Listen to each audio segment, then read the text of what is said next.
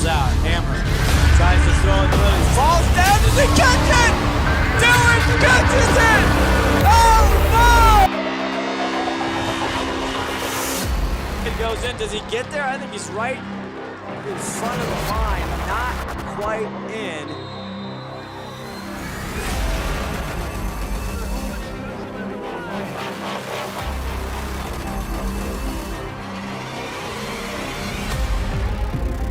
Got it, fakes the handoff, now rolls to the right, still rolling, still being chased, now heads upfield, goes around a man at the 40, down to the 35, heads infield at the 30, now he's down to the 20, you gotta be kidding me, he's down to the 15, almost down, he's to the 10-yard line.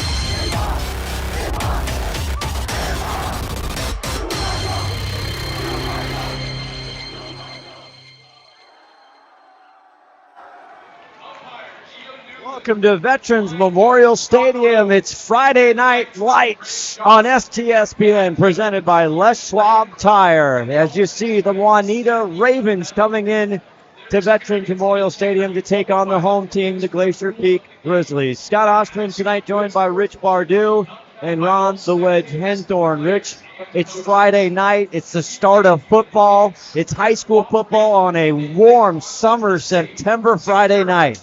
Doesn't get much better than this, Scott. Excited to see the game play out tonight. We'll see how each team does. For the color guards, we're glad you're with us here. This is a great Kingto-Wesco matchup. We'll tell you much more about these teams as we're going to take a pause for the color guard and our national anthem on Friday Night Lights right here on STSPN. Don't go away.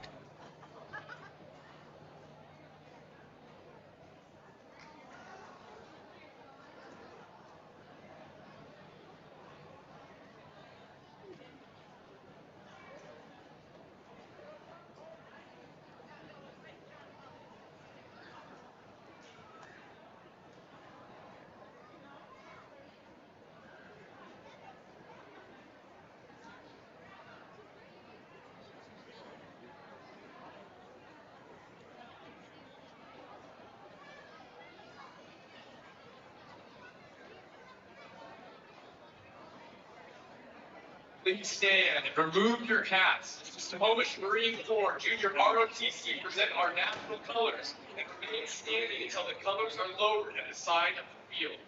The color guard is commanded by Cadet Second Lieutenant Nicholas Sonoma Trio. He is assisted by Cadet First Lieutenant Caden Dietzman, Cadet Sergeant Hope Mark, and Cadet Lance Corporal Jacob Williamson. The national anthem will be played by the Grizzly Band.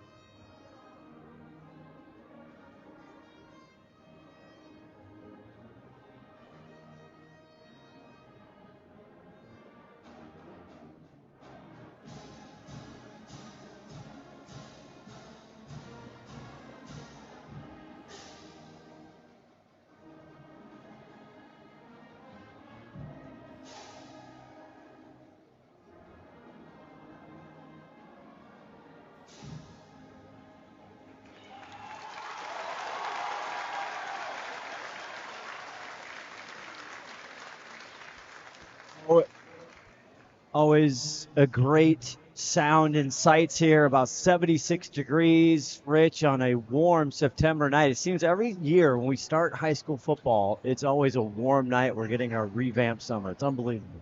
Nice to see the weather extending, and beautiful day for football. Well, we can play golf longer. That's really what's important, right? Yeah, I need a game first, but maybe with the extension of the weather here, we can keep improving. Rich Bardew, 7-year offensive coach, worked with receivers at the juggernaut of Lake Stevens High School. Your son Connor, one of their star-studded quarterbacks for years. So I called Rich and I said, "You know football?" Of course he knows football. I met you actually with golfing. I ended up golfing with you and Connor. And we just started talking. You know Todd Elvig, our 5-tool player, executive producer.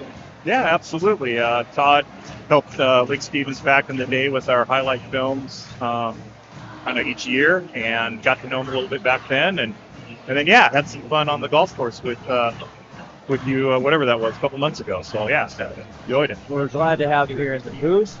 Let's start with the Juanita Ravens, okay? They've gone up from 3A to 4A, which is a big deal. You talked to their 6-year head coach, Jared Carter, and he's building the program. He's got 120 kids in the program, brought 53 up from Kirkland. Yeah, it's a big jump going from 3A to 4A, obviously, but he's got the numbers to pull it off here. So looking like he's doing a really good job trying to build a successful program there. So he definitely has a plan. He seems to be executing it well. Yeah, as you see the captains go out here for the coin toss, we'll get down to Rhonda Wedge Henthorn with our exclusive STSPN coin toss coverage here. Nobody does it like STSPN. You see white, the Juanita Ravens in white, and the Glacier Peak home team in the blue jerseys. But it all starts as they're going. We'll go back down to Ron when we get into this. And we'll tell you what our referees and our umpires are. You see Joel Taylor is going to be our head referee, our white hat. Umpires Gio Newland. Headlines and Scott Roan. Line judge Craig Johnson, and back judge Steve Landon. All right, back down here to the coin toss. You. Got the guest coin tosser here down by my side. I don't know if you got him on camera or not. Yeah, we do. That's little William here. He's going to get the coin toss. So I'll see if I can catch the head ref here in a second. Fantastic. Hard. Okay. Again, any issues, come talk to us. Juanita, you're the visitors. You get to call the toss. That's a head. That's a tail. What's your call? Tails is the call. We got a guest flipper tonight. William. This is a little Grizz. Nice and high. Go. Good talk. Heads is the call. Nice job, William.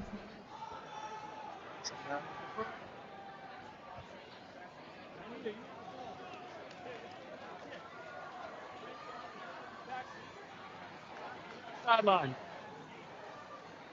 So Juanita's get the ball first, Ronnie. I'm good.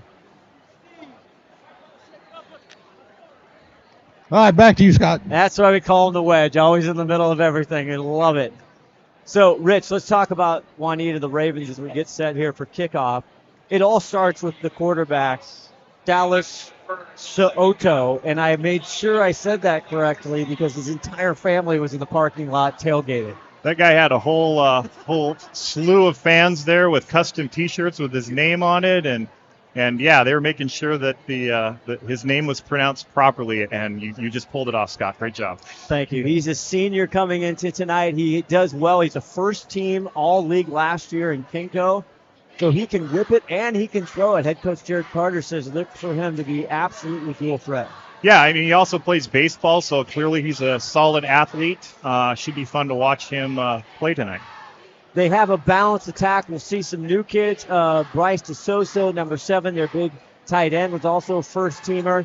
Unfortunate news, he'll be back. He looks like it's okay, but he's not going to play tonight. Elliott Staples, their first number 1 starting running back.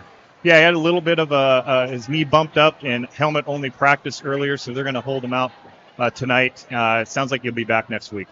As we get ready, Aiden Larson, number 8 in blue, getting the kickoff. Basically, Shane Keck in his 5th year. They had a soft year in their program. They did get to the playoffs. They lost in the first round to Mount Si 39-14. As we get ready for kickoff, Shane looking for Lucas Entler, his senior quarterback, to grow from junior to senior year. Yeah, there's a big difference between your junior and senior year as a quarterback. You see the field a little bit better. Arm gets a little bit stronger. So, again, it'll be fun to watch his growth tonight. And we are underway as it bounces through, and they will start this 24-25 campaign here, the Juanita Ravens. at their own 20-yard line. Some of these players coming out first time playing Friday Night Lights, they've got to be excited, a little bit of nerves going on, so we might see a little bit of amped up play here in the first quarter, settling down a little bit. But yeah, even though they brought back 30 seniors in the program, he says, we have 5 starters on offense, 5 on defense, but they're nervous. They're excited. Absolutely. You know what that's like. As we get number 4 in white, that's to Otto. He goes quickly over the middle to number 9. That's a Ravens first down, and they go right to Casper Larson, the senior tight end. Great job getting rid of the ball with the blitz off the edge there. Great completion. So just like that, they started off with a very quick pass. We talked to, of course, head coach Jared Carter. He said we're going to try and run the ball first. But they always tell us that right before. You used to do that down the fly field, right, from Lake Stevens? Yeah, we're always going to run the ball. So they got first down, 1st and 10. So Otto. Now they are going to hand it on. That's 34. He breaks a few tackles. Another Ravens first down, and that's Isaiah Villanueva. Yeah, running the strong side there and kind of a stretch play off tackle. Well blocked up front. Crashing through the defenders there.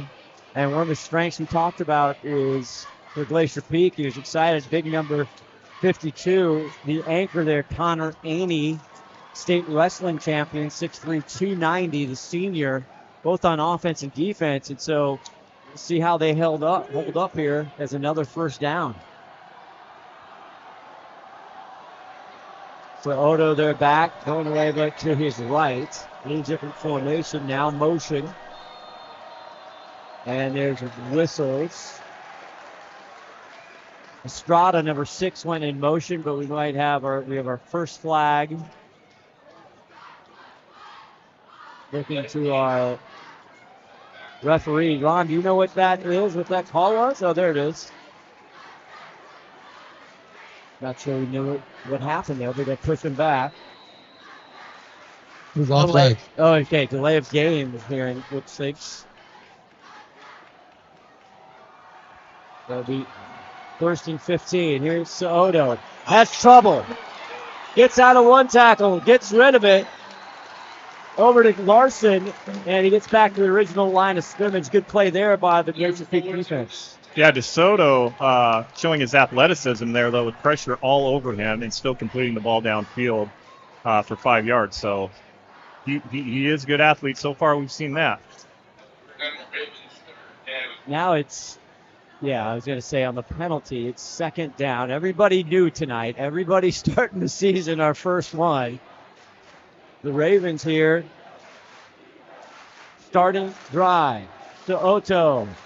Rolls to the near side. Now he's going to launch it deep. He's got a wide open Estrada. And it's just too much sauce. And it goes incomplete.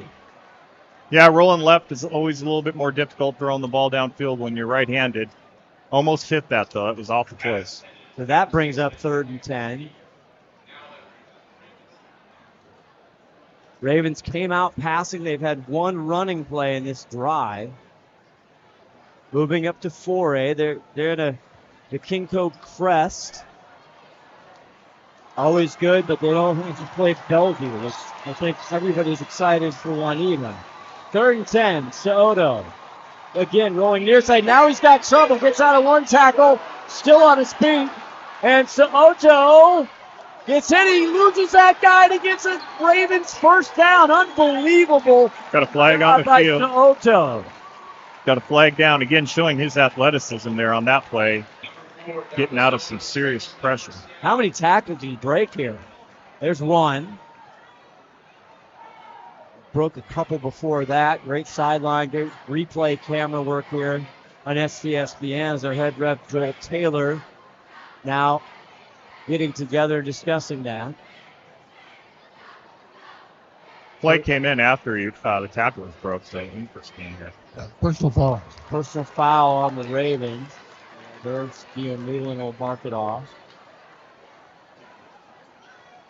Big shout out to our officials. Always need officials here in youth sports as Gio walks it back, so they'll repeat third down. What a move there by Dallas Soto.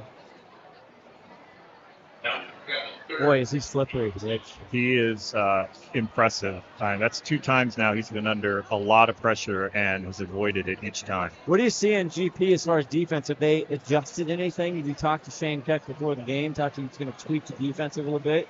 Yeah, they're going to try to mix up their coverages a little bit. Primarily kind of a cover 4, but they are going to run some cover 1 as well. So kind of a new slant, new twist into their defensive backfield this year.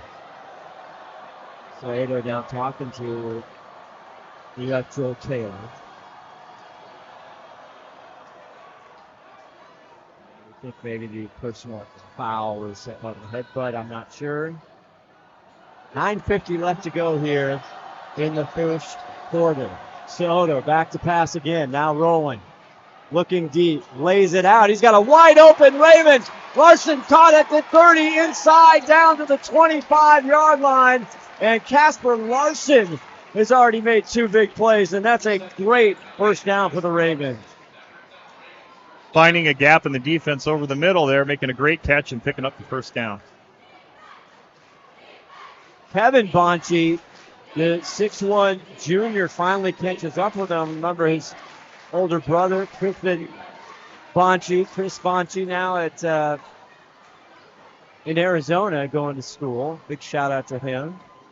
Grand Canyon.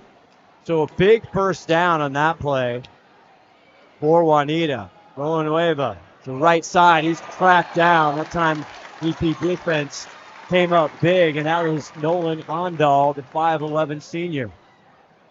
Coming up out of the backfield there and making a great tackle.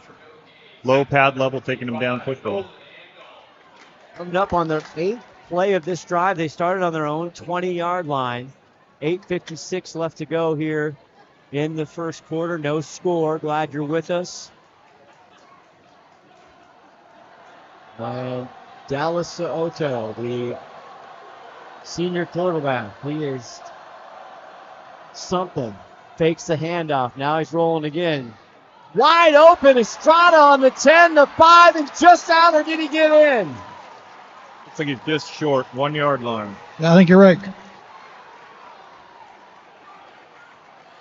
Zachary Estrada, the senior.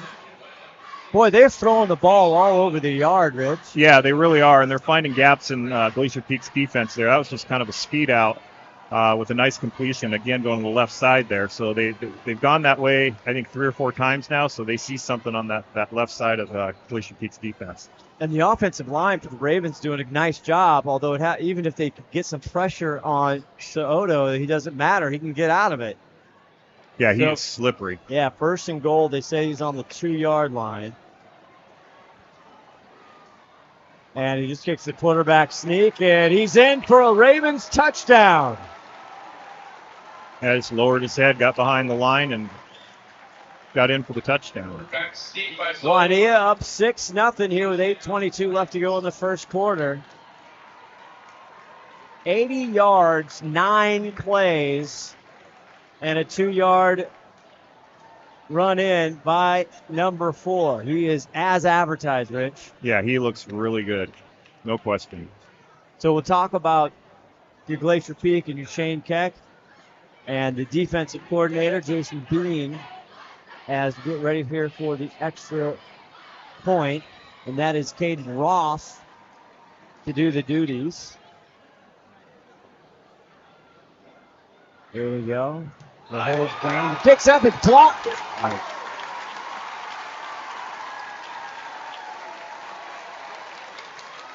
Luke Fullerton, 39. The 5'10 junior gets his mitts. And there he goes. Great block. So it's going to stay at 6-0. And we'll see sometimes that comes back to bite you, right, Rich? Yeah, absolutely. That could be a factor in the game. So we'll see what happens here in Glacier Peak rolls its offense out on the field. 6-0 Juanita. Come on back. See if Glacier Peak can answer. When you buy tires at Les Schwab, you're getting more than just tires. You're getting America's best tire warranty, 60-day satisfaction guarantee, no hassle road hazard protection, and free maintenance for the life of your tires. So if something happens to your tire on the road, we'll fix it, or we'll replace it, no questions asked. Other places make you pay extra for that kind of protection, but at Les Schwab, it's included with every set of tires, because more warranty means less worry, and nobody stands by their tires like Les Schwab. Get more from Les.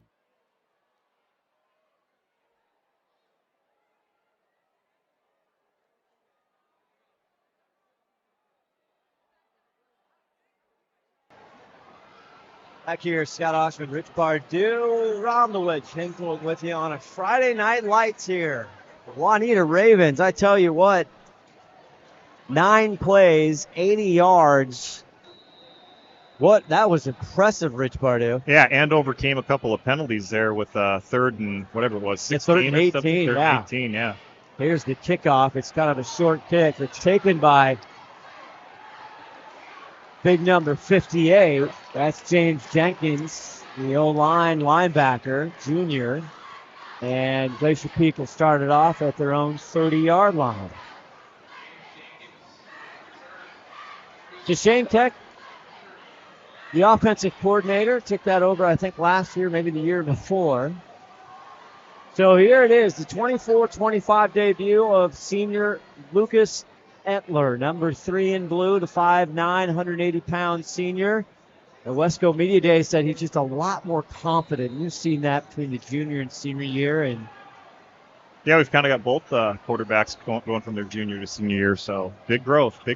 Isaiah Owens in 7 right there, and he will get the ball. Here's Owens. He's got plenty of grass. Cuts up, still on his feet, chops his way to a GP first down. Yeah, nice little sweep right there. Right tackle, number 67, I believe it was, for Glacier Peak. Just got his hips around, sealed it, and lots of running room there. Antonio Cherez, 67 in blue. That's one of the things that we talked about. They've got 3 returning offensive linemen coming back, Rich. They're excited about their O-line. They feel like they can move the ball down the field. Yeah, they're big up front, that's for sure.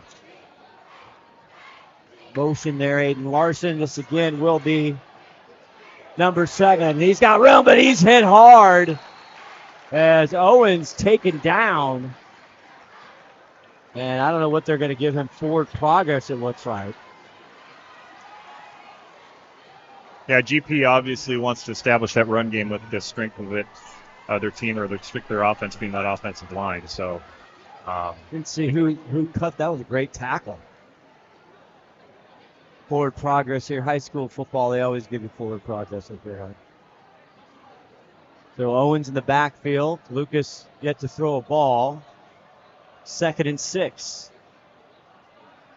On their own 47-yard line. Now he flips it out and breaks a tackle and good go all the way. Darling to the house.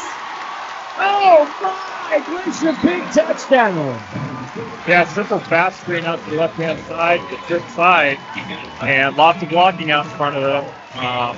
Again, Coach Tech talked about it in the screen game that when we chatted with before the game, and running the ball and screens are their 2 top priorities. So that was well executed, well blocked. Well, that didn't take long. 53-yard touchdown run from Michael Darling. The Darlings, a long-time family here at Glacier Peak and Glacier Peak High School. Just see young number 10. Boy, he saw some grass. He got a little room, and he just put on the burners. Larson here for the extra point. Isaiah Olsen, 5, going to be the holder. And this could be big, actually. Juanita's extra point getting blocked. Low snap. The kick is up. And there's a foul, or the flag up. Probably a good thing it wasn't any good. The angle here is hard to see. We'll see what the infraction is.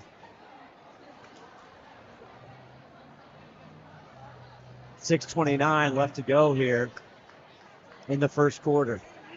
Ron, did you see anything down there? I was too far away to see what it was, but I think they're going to kick it again. Might have been offsides on Juanita.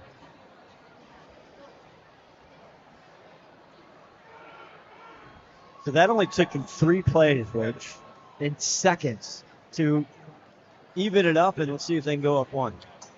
You know what they say, screens kill. I mean, it's just, if they're well executed, they're very, very difficult to deal with, and that was a well executed screen. Now, you were mostly on the offensive side and the receivers, but you know a little bit about defense. Both defensive coordinators have got to be scratching their heads right now. Yeah, Juanita didn't have a lot of time out there, so it's going to be a little bit tougher for them to make any adjustments. However, Glacier Peak, their defensive backfield, there's been a lot of open wide receivers so far, so they've got to shore that up a little bit. What's going on? They're not re-kicking it? I don't even know what the flag was. There was probably a procedural thing going on down on the line because they took a long time to talk about it, but they did wave it off. So we got a tied ball game here, guys. So apparently on Glacier Peak, Todd Elvig, our executive producer, 5-2 player. We're going to stay here, or we're going to pay some bills. We'll be back right after this. All tied up, 6:29 left to go in the first.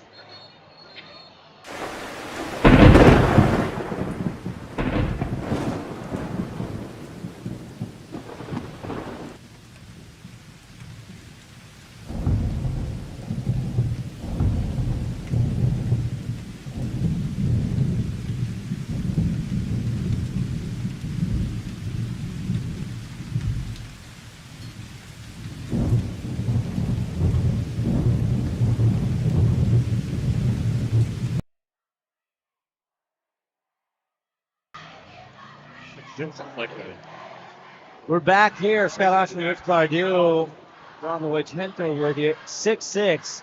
Not a lot of time. First game out. You're really not sure how the kids are going to run, are you? A lot of nerves still. Like I said, a lot of kids. This is the first time on the field on a Friday night. So first quarter, first game, yeah, they got to work through it a little bit. But both offenses are certainly executing quite well right now. On that extra point, they were debating on whether they were hurdling or not on the line, and they decided to wave it off. Got it. And that's going to go in the end zone as it's caught there by number 17, Ethan Deisher, and they're going to start once again this drive on the 20-yard line.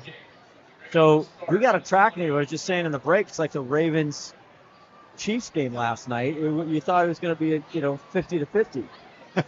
Yeah, they settled in pretty quickly there, too. It's kind of surprising last night. Ravens defense so dominant last year, but this year, first game. We'll see how they adjust. They're a good football team. I got a good, fun debate. Again, shout out Tim Boyle at home right now. I'm watching something. Probably drinking a beer. Probably is cracking a beverage. Villanueva right up, and he's stuffed. This time, big 67, Antonio Cherez. That's all 256-1. And that was a loss. That's a rare loss you're going to see in high school football, Rich. Yeah, Glacier Peak brought some pressure from the edge there, and the defensive line really shedded 67 there, shedded the block very well, made a great tackle. So 2nd and 12 now for Dallas Soto. In the first drive, boy, he had to scramble and takes the snap, looks, cuts up, makes his moves, got a Ravens first down. He'll run out of bounds, and they'll put him at the 33-yard line. Yeah, live by the sword, die by the sword a little bit right there. Again, they blitzed that outside backer in there and lost a little bit of edge containment there, and DeSoto took advantage of it. How hard is it, Rich, to scheme and to get your players to be disciplined when you have a running quarterback? It's why you're seeing so many programs in college and heck at the NFL level now with dual threat quarterbacks. It's tough to deal with. 1st and 10, going away, but now gets it on the right side. Again, nothing there. And that time, number 25, Nolan Ondal, 5'11", the senior, he ran his fits right there, and he was right there they're going to give him 3. Yeah, Juanita's offensive line is definitely not as big as Glacier Peak's, but they're doing a great job so far tonight. Well, they have the big Jane Osland, 79, and White, the senior.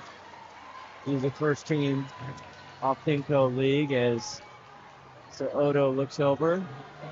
2nd and 7. Their own 36. Fakes it. Now they get it over. And big number 9, Casper Larson, he knows what he's doing. He was huge in that first drive.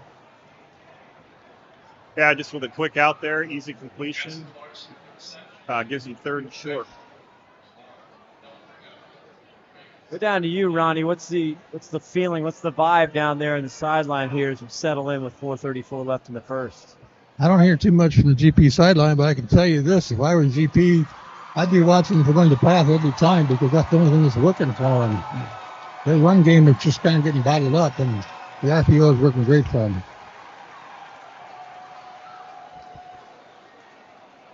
Ron's usually right. Let's see. 3rd and 1, and this time we're going to get some laundry. And so Odo frustrated.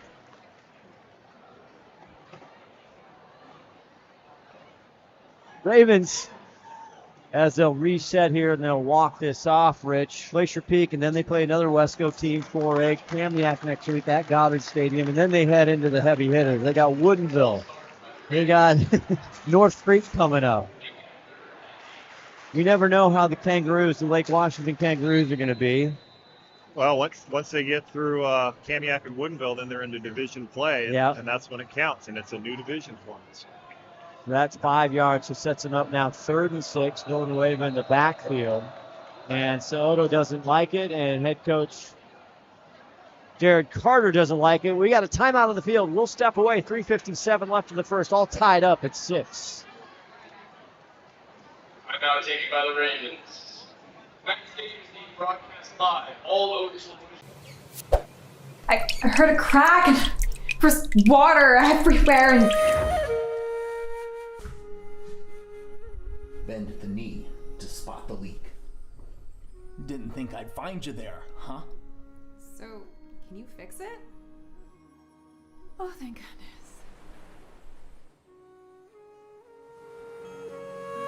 You're all set. Have a good day.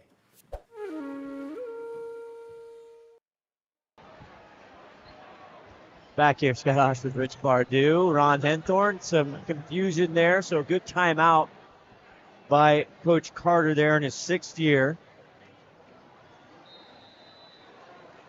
Got the program really going, and it starts with Dallas Odo. Casper in motion, now rolling right. He's going to go. It's caught, and that is going to be a Ravens first down. And Estrada again with a big catch. Yeah, GP went to kind of a cover 1 man up there, and the Ravens were able to take advantage of that with a great out route.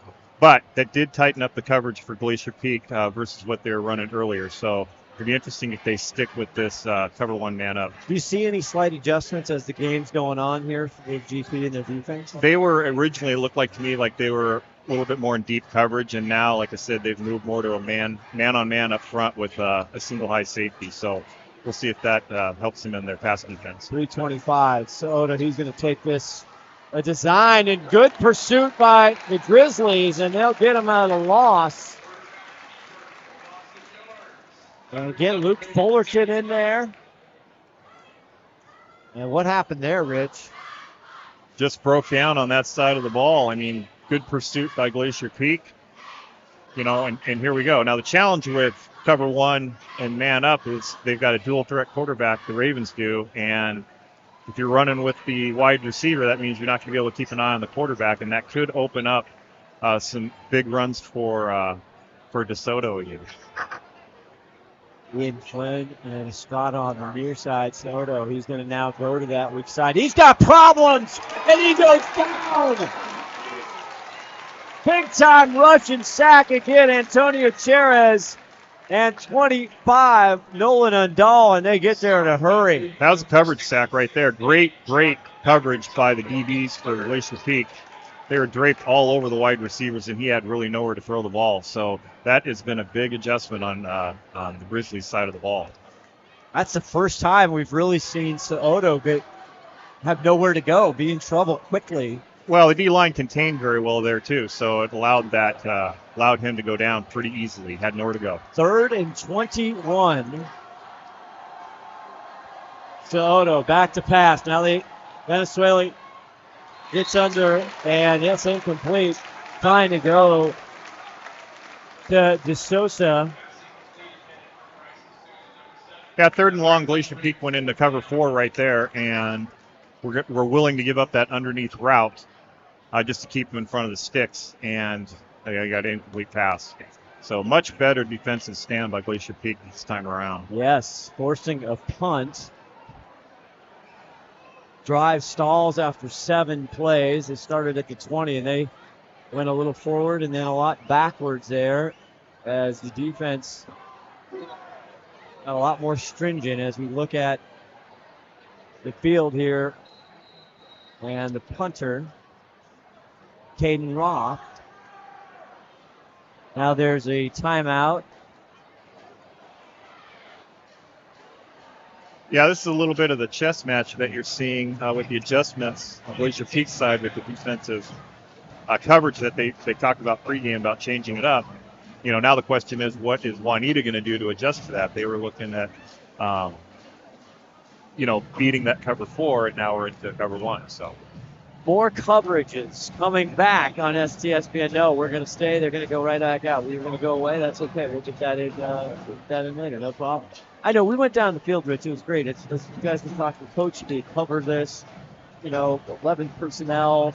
I don't know if that was an HR meeting or football talk. I'm not sure, but it was great. You guys had this own language, and you were asking questions, and it was terrific. Yeah, it takes me back a few years. It was fun. Roth back to punt for the Ravens. A single setback man for Glacier Peak, and that's Darling who has the big touchdown. And here's a nice spiral, and Darling's going to take it around his 33-4 yard line, and he'll call for a fair catch, and that's where Glacier Peak will start. They had that 53-yard touchdown, the tutty that he got, and we'll see if Juanita's defense can figure some things out. Now, Lucas Etler, the senior, 2-year starter, he didn't have to do a lot on that first drive, only 3 plays and a touchdown. Yeah, a couple runs and a screen, and boom. So we'll see if they can keep it going here in their second possession of the game.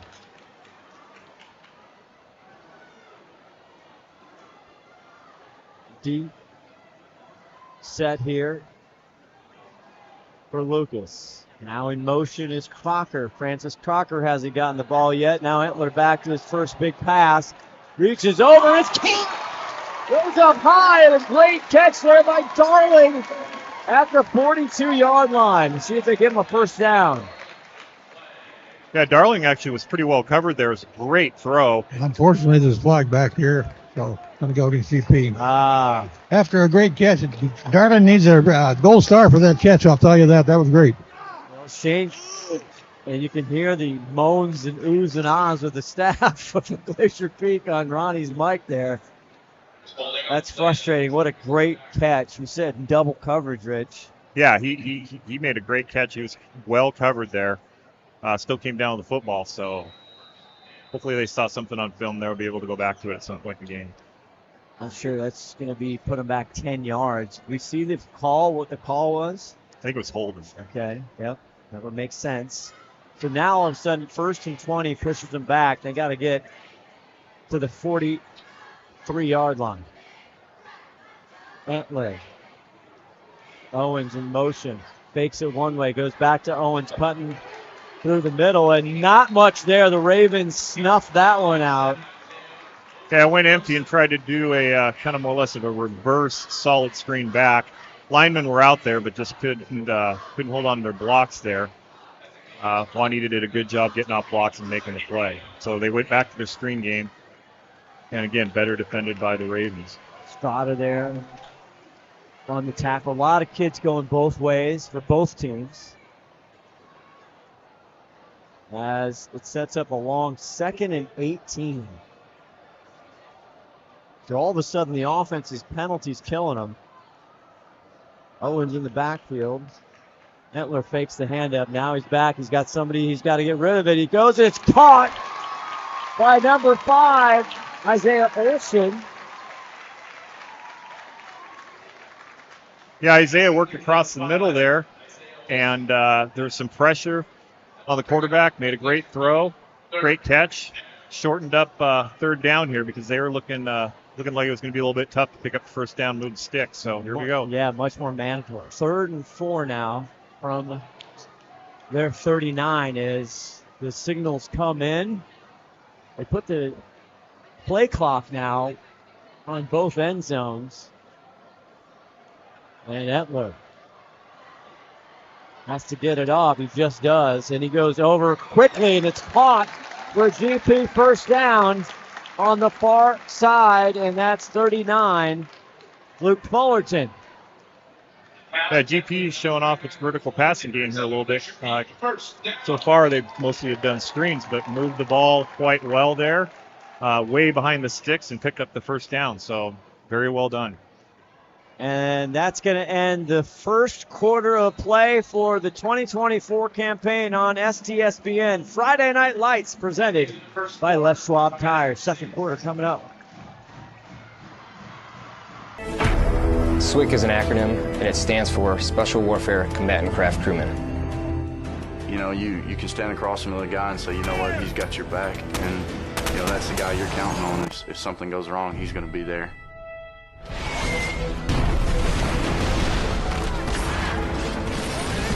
In the end, we're fighting for each other. Here on the team, you know, about 22 of us on the boat. You know them personally, so you know exactly whose life you have in your hands.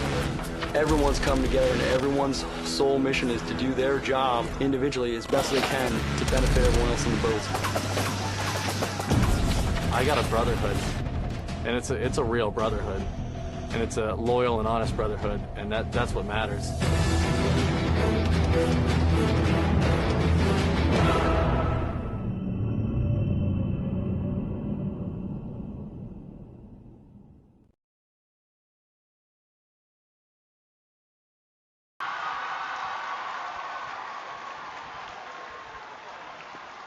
Scores. Got a big NFL game tonight in Brazil.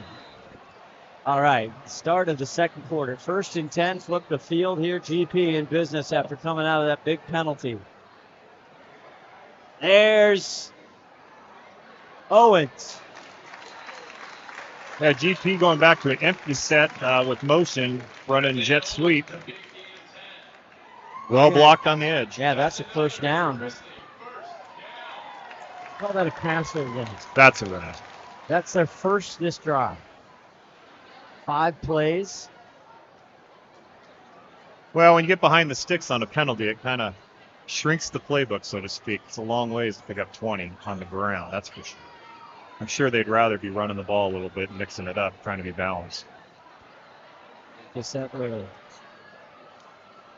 Owens in the backfield. Larson in motion. They get it to Owens. Owens makes a cut. And he'll get up almost another GP first down. Really physical blocking up there on the left side of the Glacier Peak line there, opening up that crease for him to run through. He's very close to breaking that. Owens 5'9", just a junior.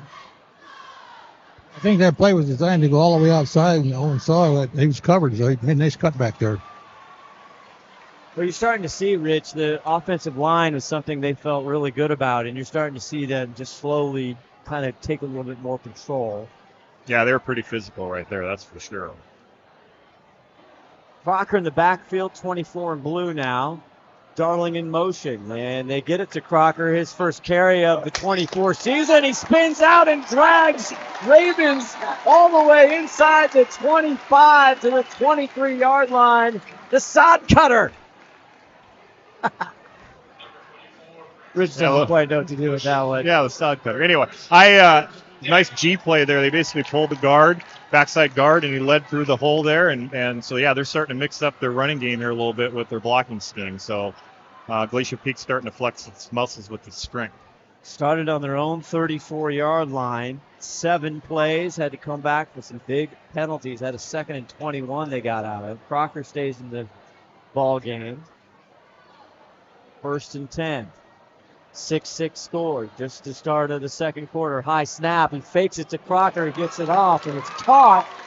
And a tough catch there by Fullerton.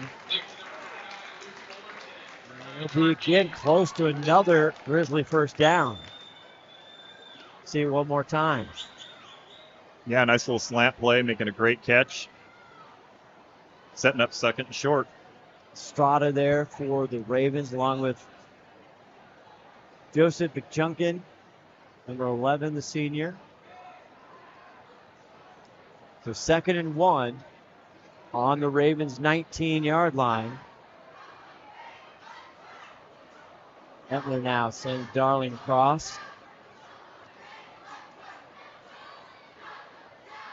Back to pass. Pumps. Now goes to the end zone. Almost intercepted. Trying to go to Fullerton, but a great play there by Bradley Gason. Yeah, they had a hitch and go on right there, and Gason did not bite on the hitch. Good coverage. Great coverage, and that was a dangerous pass. Ron, you were right there. I was right there, and it was a good pass, just good defense. You would have caught it, though, right, Ron, the old Cyclone receiver? I might have pushed him in the back and helped a little bit, yeah. I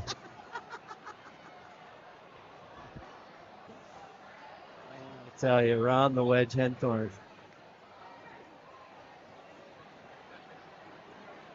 So still now 3rd and 1. Crocker in the ball game. They get it to Crocker. Crocker cuts up, and he should get the first down and set him in the red zone here. Yeah, another G play going the other way, pulling the right guard leading through there. Oh, what do you mean a G play? What is it a G play? The guards are pulling. Basically, they become almost like the old school fullback. Okay. In a single back set like that. So, at any rate, they've been doing it both ways. But the running back, actually, as he pulls, is kind of cutting back into finding a seam on the backside as well. So, great field vision by number 7 there. This drive looking like the Ravens' first drive. There are 9 plays. Owens back in the backfield next to Etler. 1st and 10, and Owens gets it on the side. A great tackle there by Gason. Yeah, trying a quick pitch to the edge there, and Juanita did a really good job getting off blocks and making a play. There it is, right in the screen. And head coach Jared Carter told us about Geeson, that he wanted to try to hit the ball, and then on defense he's going to be somebody you should watch. And he made his presence known on that play. He did absolutely deliver. Sets up 2nd now, and that was a loss of 5. So 2nd and 15 here. They can get to the 2-yard line to get a 1st and goal. Owens in the backfield. Etler goes deep under. Touchdown, Glacier Peak. Yeah, Glacier Peak posted into empty, and a nice little inside post, kind of a skinny post cut right there. Finding grass, and great delivery by Glacier Peak quarterback. Carlos Herman Valiant, the 5'8" senior. I saw him stretch out. Did you see number 1 get congratulated? One of the smallest kids, but boy, he ran a great route and a good throw by Luke Settler. Absolutely. Fantastic. Great to see that young man get his first varsity touchdown, I believe. They're going to go for 2 here. Oh, no, they're not. You're seeing a replay. Back out. Aiden Larson on for the extra point. It is up. And is it good? Yes, it is. Barely, almost. That was a chip shot. That was you with your A-wing. It was good for 1 point, but I don't know how good it was, Scott. Nonetheless, Glacier Peak goes on top with 7:41 left. 13-6. Hey there, laddie. Do you have a fallen tree or a forgotten log? Do you have some old wood planks that'll have a story I'd like to tell? Great. They'll mill it, prepare it, and finish the wood for your unique project. Let them take your storied old wood and turn it into a world-class piece of art. Great, handcrafted, is something that will be treasured for a lifetime.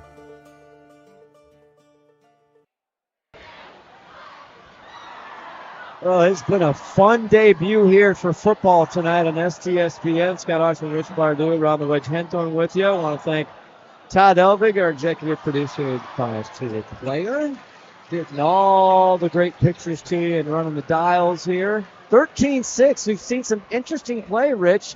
Start off with a long Ravens drive and a touchdown. Then the defense is kind of stalwart a little bit. And now Glacier Peak, a long drive, a 10-play drive for that last touchdown to number 1. Yeah, absolutely. And overcoming an early holding call, which, making a first down on that when you're behind the sticks is tough. So really nice drive. Larson punches this one, and it's going to be taken at the 3-yard line.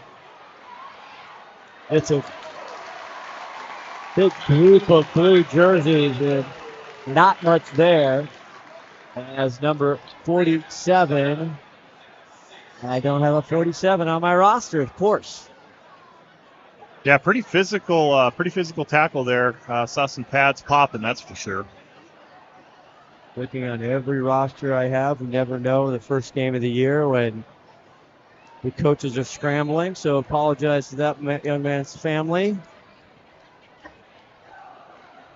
Did a great job catching the ball. Here we go, 1st and 10 from their own 17-yard line. So Otto fakes the handoff. Now he goes. He's going to go deep in the corner. Sideline. Tough throw. Just out. He stretched arms. Trying to go for Estrada there. And it'll be 2nd and 10. Yeah, nice ball. Just missed on that barely. So that was good route, good execution. That's just football. But boy, that was a good ball. They wanted to go for the jugular right there with a deep ball. 2nd and 10 here. 7:28 left to go in this first half. A good matchup here. Pinco versus Wesco, both 4A now. Wesco changing a little bit. We'll talk about that later. Here's Ocho. Quick pass over the middle. Juggled, but is brought in across the 25 to the 26-yard line. Big number 9, Casper Larson, hauls it in. For that one, you got out quick. Yeah, quick RPO, basically inside slant off the fake. Well executed and got that ball out quick, which you need to do on RPOs. And then number 15 on the tackle there, Braden Scrafford. He was tackling him almost before the ball got there. So 3rd and 2 from their own 26. To Odo. He now hands it off right up the gut, trying to get that 2 yards. We'll see if they do. He did not make it. He didn't make it, Ron the Wedge says, and that's number 17, Ethan Deisher with the ball. Looks like they're going to punt. Wow, 4th and 2, a big stop for this Glacier Peak defense. That's the second 3 and out they have had. Or not 3 and out, but it's the second time they've forced the Ravens punt. Yeah, Glacier Peak's defensive line definitely flexing its muscles here a little bit. The Ravens are having a little bit of a tough time running the ball up the middle at this point. Kicked. It's Caden Roth, and this one will let it bounce. And Glacier Peak going to have some good field position at their own 48-yard line. Hunt takes the Grizzly bounce. Glacier Peak will take over the 48-yard line. Warm night tonight in the booth. Do you think the kid, you don't think they're breathing heavy, right? These kids are in great shape, right? They've been working all summer. Yeah, it's been hot, so they're ready for these conditions. Probably feels great out there. I'm sure they prefer to play in this than the rain that we will be getting here as we get into later October. As it gets a little toasty in the booth, I'm like, you know what? It's okay, because in November, I'm going to be freezing. So it's okay. Yeah, be careful what you wish for. Exactly. I'll be happy to be in the booth. That's the only reason I do this tour, just so I get out of the weather. Ronnie doesn't like the weather either, right, Ron? Oh, I love the weather. It's beautiful down here. Etler gets it to Crocker. Crocker tries to shake one man. And All his friends come to gather him up for Juanita. And we'll see if they give him a yard. Yeah, not much room there. Defensive line for Juanita got a really good push there and kind of broke up any chance of that play breaking loose. Junkin there, number 11 in white. One of the Ravens there in the tackle. Sets up 2nd and 9. They'll give him the 1 yard. So a lot of mixes on these offenses. You see, I thought when they started out last drive with 4 passes, then they went to the run, Rich. A lot of different looks going 2nd and 9. Owens in motion, empty backfield. Here's Entler. He has to get rid of it. He does, and it's incomplete. In and out of the hands of Darling. Good coverage there by, again, Joseph Junkin. Yeah, as an offensive coordinator, if you can mix up the pass and the run really well, it keeps the defense guessing. So I'm sure that ideally you want to be as close as you can to 50-50 balance. We talked about this before the game. Sets up a 3rd and 9, ball right in the big stripe. What are they talking about in those headsets? You got 17 coaches these days. You got all these headsets, people talking. What are they doing? What are they saying? They running jokes? What are they doing, Rich? No joking going on. What they're looking for is opportunities. So where's grass on the field that we can throw the ball to, especially on 3rd and 9 here. So let's see if they can have some success with pass down. Entler going deep, but he gets held up. They were going for tall number 18, Zachary Albright, the 6'4" sophomore, and he got hung up. I don't know if that was pass interference. I'm not saying that, but great coverage, and he had nowhere to go, and he'll bring up 4th and 9, the punt. Yeah, Glacier Peak only sent 2 receivers out on routes there, and the Ravens in their cover 2, kind of their base cover 2, so that gets difficult. They're trying to get up the middle to break in between the cover 2, but with 2 receivers going out, that's tough. He kind of got bumped on his route down there with the ball in the air, but the ball was pretty much overthrown, so that's why they didn't call it. Uncatchable. Larson with the punt. It's a good one away, and that's going to settle down and touched by the Grizzlies there at around the 17-yard line. Great to see a good crowd there with some around. Go ahead, Luke. Yeah, great defensive stand by the Ravens, so their offense has got to get back on the field here, find a way to get some points on the board before halftime. Keep this thing tight. Big shout out, John Rasmussen sending me a text saying we're sounding great tonight. And our great analyst on the hard court, he can't wait for basketball to start. Great to hear from John. Talk about golf. I'm sure his golf game's going great. He plays like 7 days a week during the summer. Well, you tend to get a lot better when you're playing 7 days a week, that's for sure. So Odo, he's going to go deep down. And it's almost intercepted. Darling had it. Estrada was the intended receiver. Incomplete. It'll bring up 2nd and 10. Glacier Peak has really found some success going basically man-on-man up front in their coverage. And the Ravens receivers are having a tough time finding space to be able to throw the ball downfield. So big-time adjustment by the Glacier Peak coaching staff. Kind of going more or less to that man coverage up front. 4:34 left to here in the first half. 13-6, Glacier Peak on top. 2nd and 10 in the 18. For Odo. Takes the pass. Now he'll go up wide. Casper Larson, the big fella, stumbles. And he'll get close to a first down. Even 32. So they want to stretch him out a little bit. Yeah, just trying to take advantage of the edge there. Again, there's always, if you're playing man-on-man out there too, right, that means you can get blocked up pretty easily. You're not dropping back in zone. So they're trying to take advantage of that. 3rd and 3. 4 minutes left, just under 4 minutes to go for the Juanita Ravens out of Kinko. Hands it off, Villanueva, and he is eaten up. Yeah, geez, Glacier Peak's defensive line just completely busted through the Ravens' offensive line there. Just absolutely great play by them, and that play was going nowhere. Noah Green, number 22 in blue, the 6-foot junior, one of the first ones there, but you saw a big push right as the ball was snapped. And we have a timeout on the field.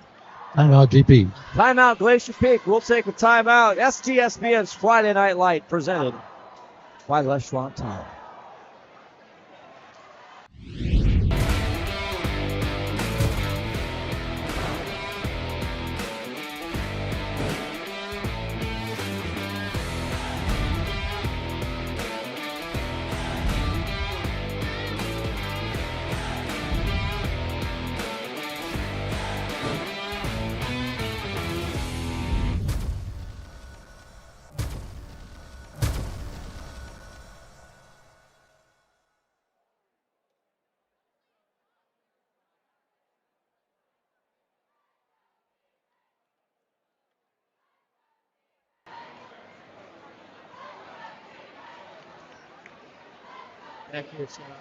Pardue. Big shout out. Great work by Todd Elvig, executive producer. Got a great partnership with media contributing now for Seattle Sports. Maybe high school football. And there's a bobble for the punt. And taken down by Nolan Ondal.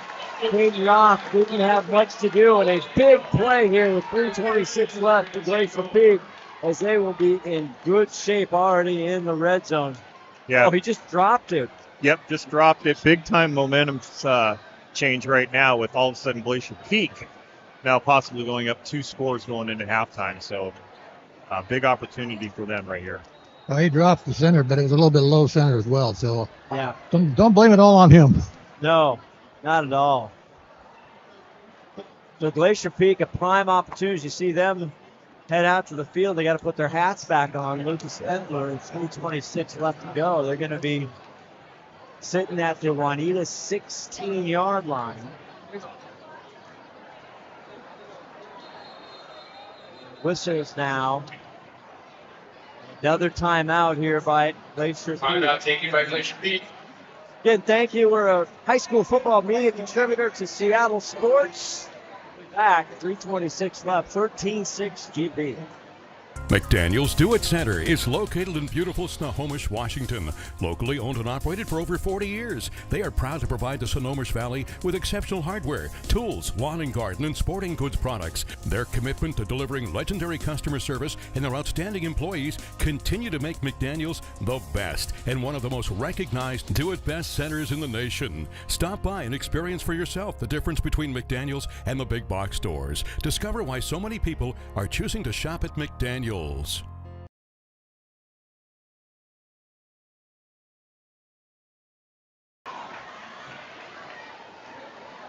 McDaniel's Do It Center, one of my favorite places. 1st and 10. Juanita Ravens 16. Entler gets it to Crocker. Crocker trying to find a hole, still moving. Gets on the other side of the 10 down to the 9. Again, taking advantage of 66 pull and running a G play to the right there, opening up a pretty good hole. Good solid running, finding the seam through there and picking up good yardage. Aiden Larson here, a little stumbly here, coming a little getting off the field. Hitching his giddy up. Hopefully he's okay. He's the punter and the kicker, so they need him, among other things that he does. Crocker in the backfield, Darling in motion.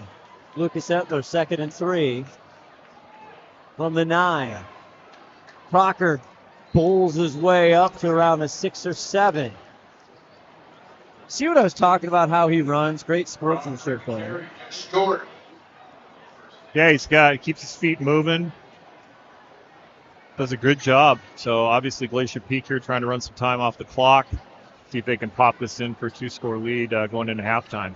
Crocker got some meaningful minutes last year. Bonchi and Crocker were the 2 running backs featured mostly. Entler gets to play inside, and Crocker's going to stay in.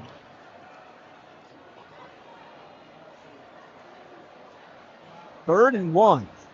This time coming around, it's Darling, and Darling cuts up. He'll get a first down. It'll be 1st and goal. Yeah, that time Glacier Peak's trying to stretch the field a little bit, running a jet sweep to the left side. Again, clock keeps ticking away. Nope. There we go. Nope. Clock's going in. 45 left to go in this first half. Glacier Peak knocking on the door. Darling there. It's a big touchdown, a 53-yard touchdown run. And the first drive of the game for Glacier Peak. Crocker stays in at running back. High snap fake. It's Crocker on the left side who gets hammered down by big number 12, Ian Flynn. How you doing? Yeah, Ian's letting everyone know he's here tonight with that one. Boy, oh boy, that was... Greetings from Juanita. So a hallmark called hit from that one. And we'll see that put him at a loss. 2nd and 5. So what are you going to do here, Rich? You're going to keep running? Yeah, I think you got to keep the ball on the ground right now. You still got a little bit of time, but they don't have... There we go. Well, they're stretching. He's got a wide open Grizzlies.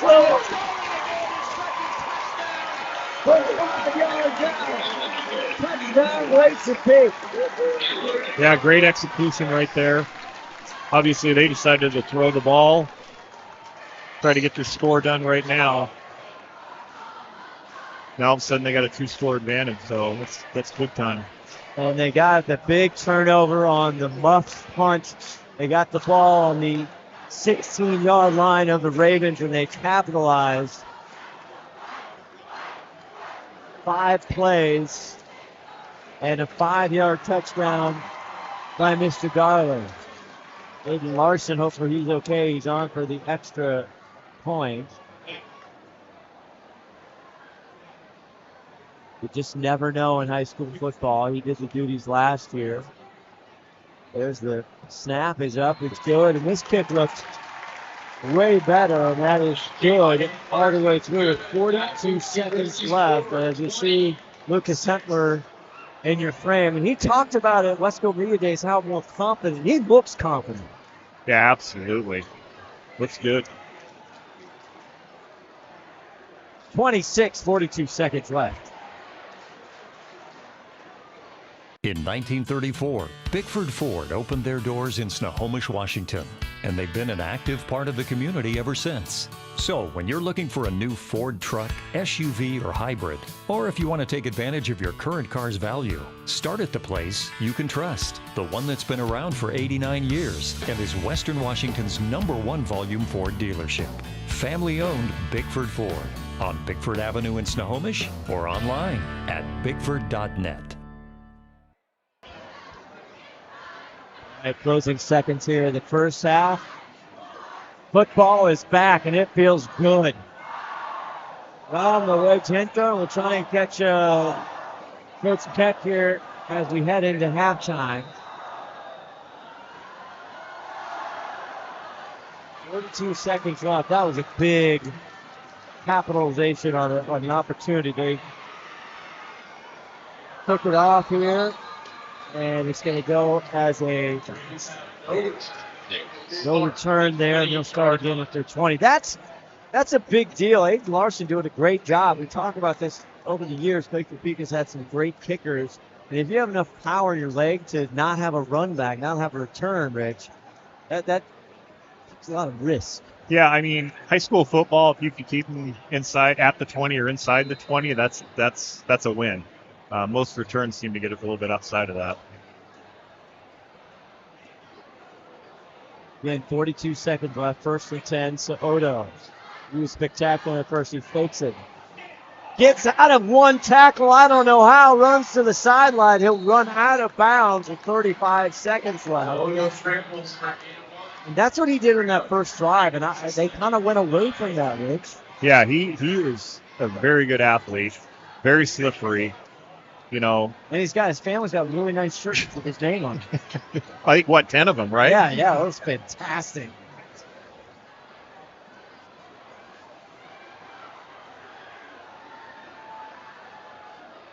.35 seconds, 2nd and 9.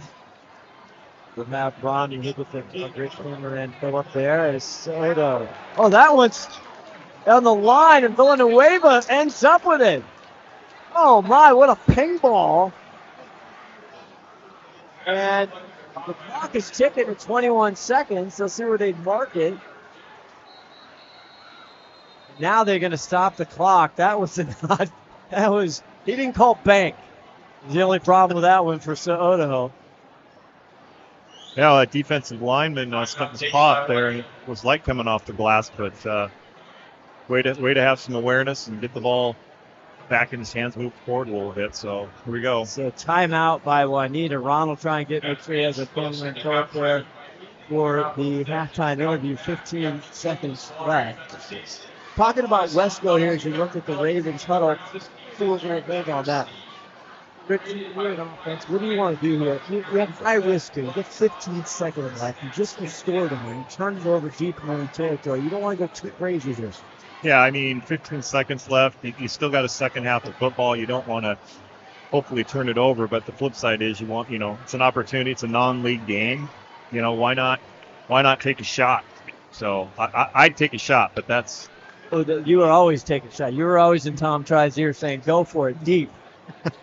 Yeah, run the post. Going away with the back field. And Oda, let's see what he does. 3rd and 7. He goes back. They might go for it. Now he's got trouble. Living. Directing traffic. He launches it deep. He's got a wide open lane. Across the 50. Oh, my. That could have been exactly what you called up. Ian Flynn, he was going to want that one back, but no harm, no foul. 3 seconds left to go in the half. Yeah, I mean, it's worth it. You take a shot there, see what happens, see if it sets something up. Punt the ball here on 4th down, go in at halftime, make some adjustments, and come out ready to play ball in the second half. You got to make sure you contain him. We got number 10, Michael Darling, the junior, who's got 2 tutties so far, and another timeout. PP. By Glacier Peak to draw this one up. Fifth-year head coach Shane Peck. They keep it right here. Let's talk about that Westbrook. Big changes. They only had 5 teams. They add Arlington.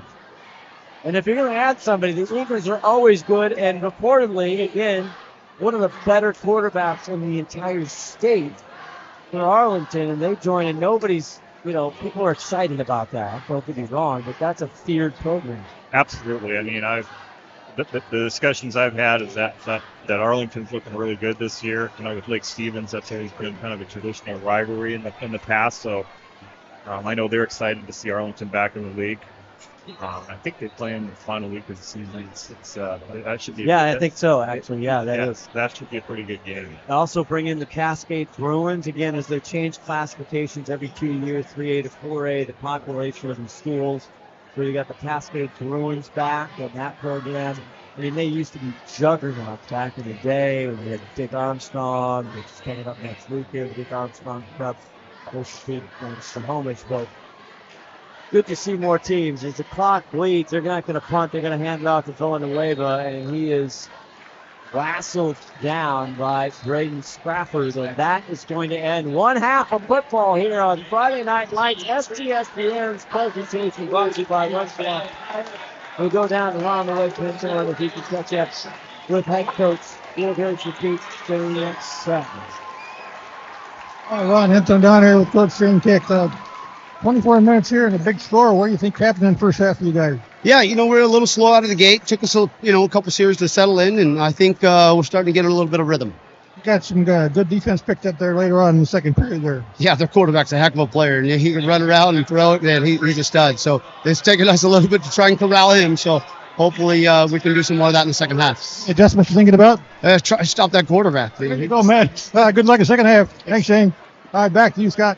Thank you, Ronnie. Shane Keck in his 5th year. We got a good one. 20-6 at Juanita. I think is going to come back. Now, Glacier Peak gets the ball to start the second half, Rich.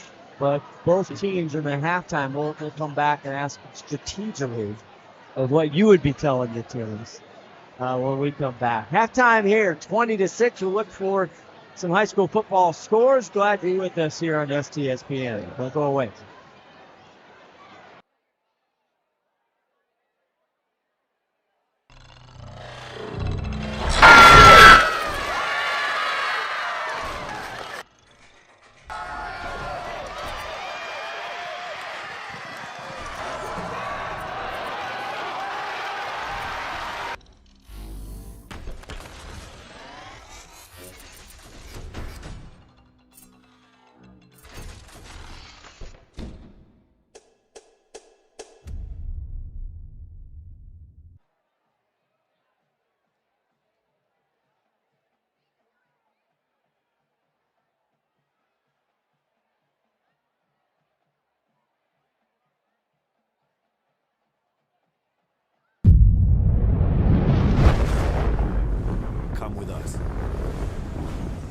generation. The next level. Sending it big. You're in for a good run. Let's go. Come with us to the track, to the trails, to the slopes, to the surf, to the fight, to the race. Look at this. To the 4 a.m. starts, training harder, pushing further, hitting back, hard.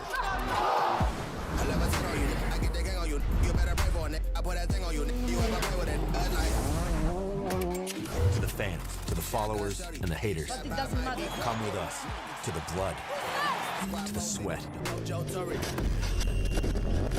and the broken bones. You rehab. We never quit. We never give up. We take control. To the world titles. To the world's first. The world's best. Come with us. We're just getting started. It's going to be so much fun. I promise you.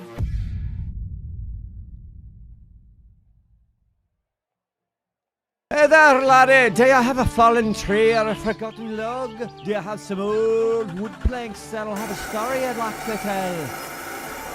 Great. They'll mill it, prepare it, and finish the wood for your unique project. Let them take your storied old wood and turn it into a world-class piece of art. Grit, handcrafted, is something that will be treasured for a lifetime.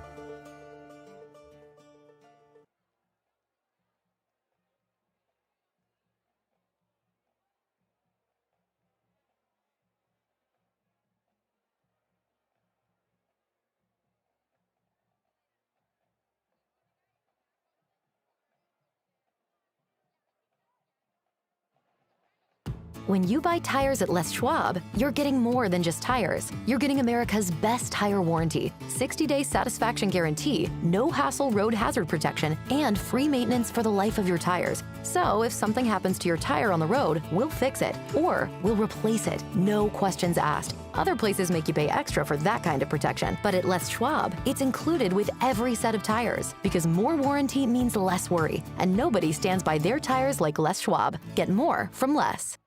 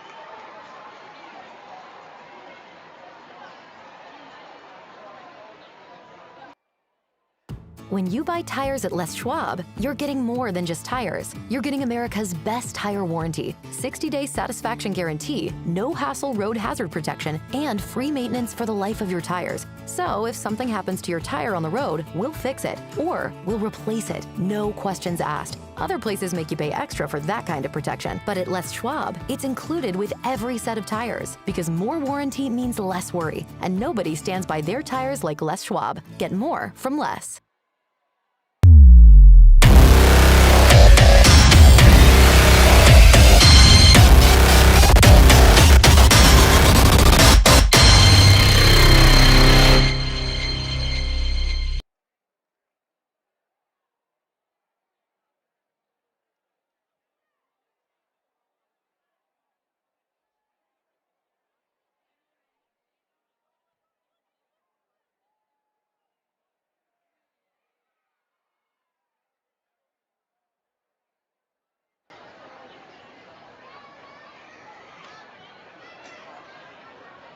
Welcome back. STSPN's presentation of Friday Night Lights, presented by Les Schwab. Scott Ohsman, Rich Bardew, Ron the Wedge Henthorn with you. It's 20-6 Glacier Peak on a hot September Friday night, Rich. And the Ravens came out and they just put it to the Glacier Peak Grizzlies as you're watching replays from the first half. And we were sitting in the booth here, we're like, oh, this could be interesting. We could have a track meet on our hands. As you see the big catch, they came out slinging it, and Dallas Soto was everything he was advertised for. Yeah, he did a great job early on. Glacier Peak, like I was saying, was in kind of cover 4, leaving some areas to throw the football. And then they made a nice adjustment going more to a cover 1 man up, which, again, we discussed earlier with Coach Keck before the game that was something he was going to do. And so far, that's done a pretty good job of slowing down the passing game. And, going into halftime, same thing. You got to keep DeSoto contained there, and he is every bit of what he's advertised as. One heck of an athlete. Speaking of advertised, that's Michael Darlin, 10 in blue. He's got 2 touchdowns, and you saw earlier highlights of the blocked field goal. That was one thing. It was 6-0, and now Glacier Peak came back and scored, but here's Soto, Dallas. When he can run, he causes havoc. You heard the halftime interview, Ron Henthorn, and he's concerned about the quarterback, and he just gets it off. And Casper Larson was heavy in those first couple drives. Estrada, number 6, but I feel like, Rich, they didn't go back to him. Yeah, well, again, the adjustments that Glacier Peak made is taking away. And there you see it. Yeah, taking away what the Ravens were having success with early in the game. So that was a great catch by Michael Darling. There's a penalty on that play, so unfortunately it was brought back, but what a catch. Yeah, he made up for it late in the second half by catching a touchdown. So I'm sure he's pretty happy about that. Yes, he's got 2 touchdowns here, 20-6. As you see more highlights, Lucas Entler getting his senior debut in this campaign, and again he started throwing it all over the field. Luke Fullerton there, and this one he goes deep. That one almost intercepted to Fullerton. He got away with that.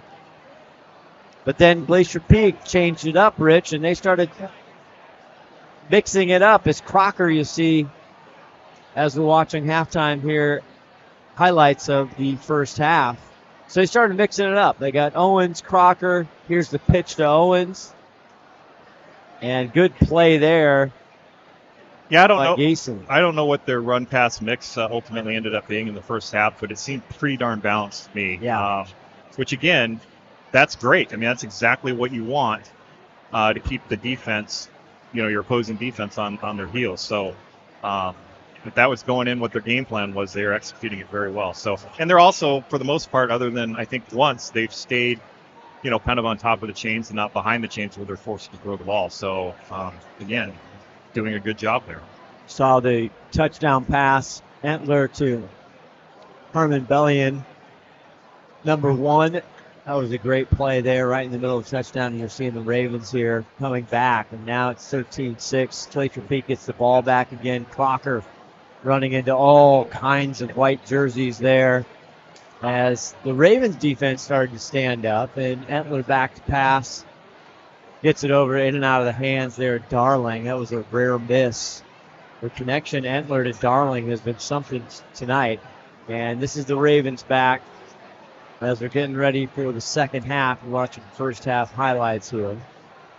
And then the big turnover, which should be coming up here. The defense got real sturdy, and all of a sudden they got to push, as we're talking about.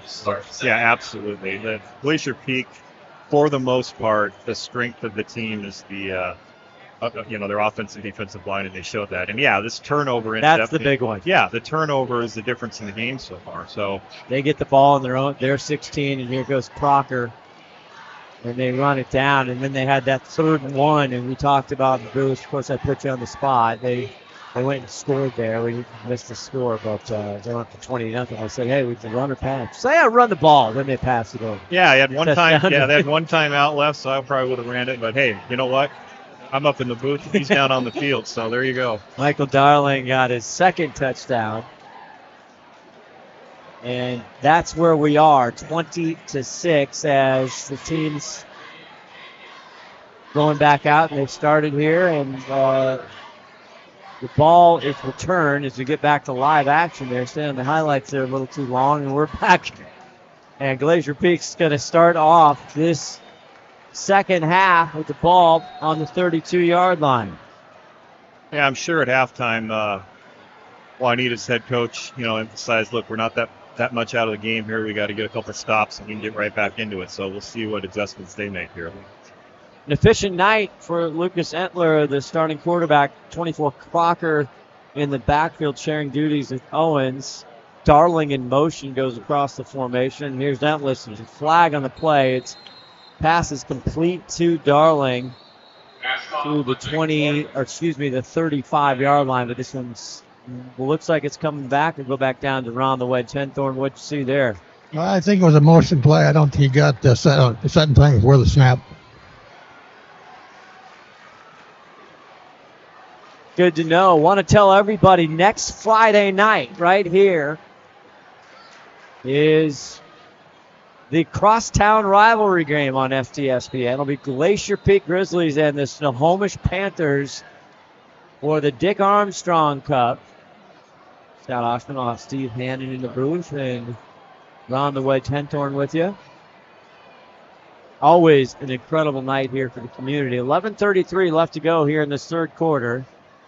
First and 10. I don't know what the penalty there was, but yeah, it was a motion penalty. Okay, Crocker with the handoff there. Not much there. And defensive line there for the Ravens really got a good push there. So keeping them behind the chains now. So all of a sudden, GP's facing 2nd and long. Yeah, border operator there. Now it's 2nd and 17. This is a big part of the first half. They had 2nd and 21, and they got a first down. They ended up scoring on that drive. Here's Entler. This time Owens in the backfield. Fake it to Owens. Entler back to pass. He's going deep. He's got Darling open again at the 50. Almost breaks a tackle, and he's into Juanita territory at the 45-yard line. Yeah, great route by Darling there. Basically, he came across the field, found that little bit of opening that you're going to find in a cover 2, and great ball, great delivery, moving chains. Estrada on the tackle. He's a little gingerly getting up. Hopefully he's fine. But what a huge play, Entler to Darling, and that connection is looking daunting as we start this 24-25 campaign. They are in sync. Yeah, they're definitely becoming a threat, that's for sure. Empty backfield. Owens in motion, and they're going to get it to Owens on the far side. Breaking tackles. Owens still on his feet. Across the 30 to the 29. Another Glacier Peak first down. I thought he was going to be stopped back behind the first down marker, but Owens showing you something. Isaiah, the 5'8 junior. Yeah, jet sweep going to the boundary side. Great blocking up front, great running. We're going back to the run game, not just leaning on the passing game. So again, keeping that mix, keeping the defense on field. Coach Shane Keck loved the combo of Owens and Crocker. As Owens goes in motion, now empty. Hentler back. Takes it. Now he's going to tuck it up and run. He's got some room.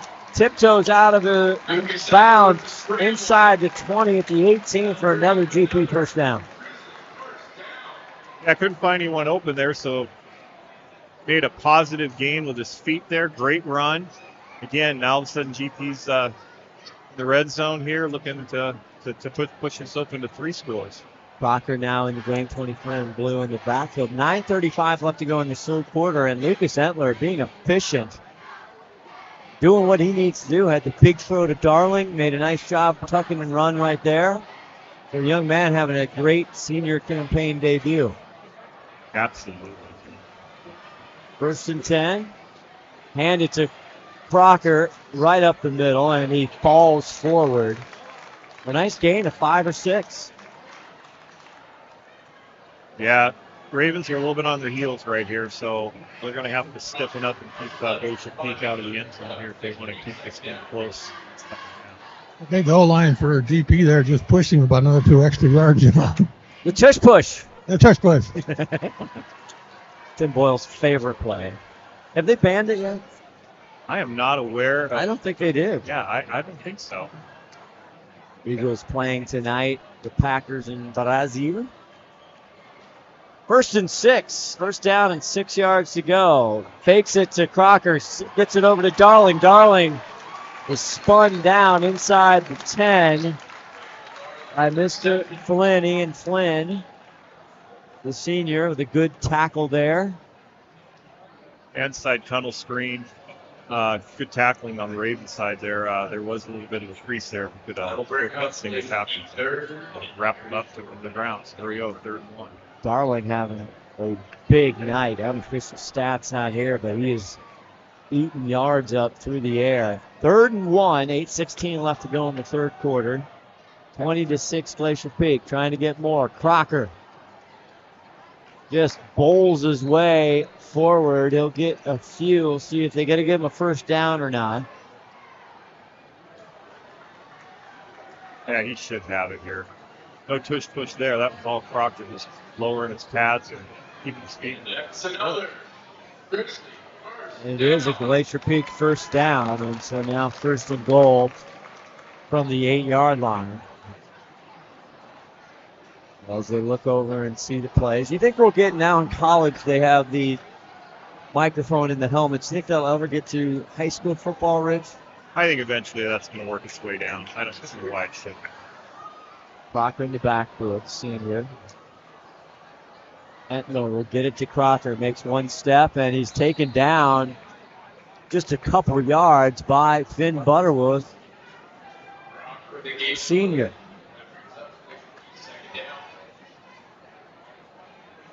Second and goal from the 7. They'll give him 1. Crocker comes off the field, and now Ernland's in.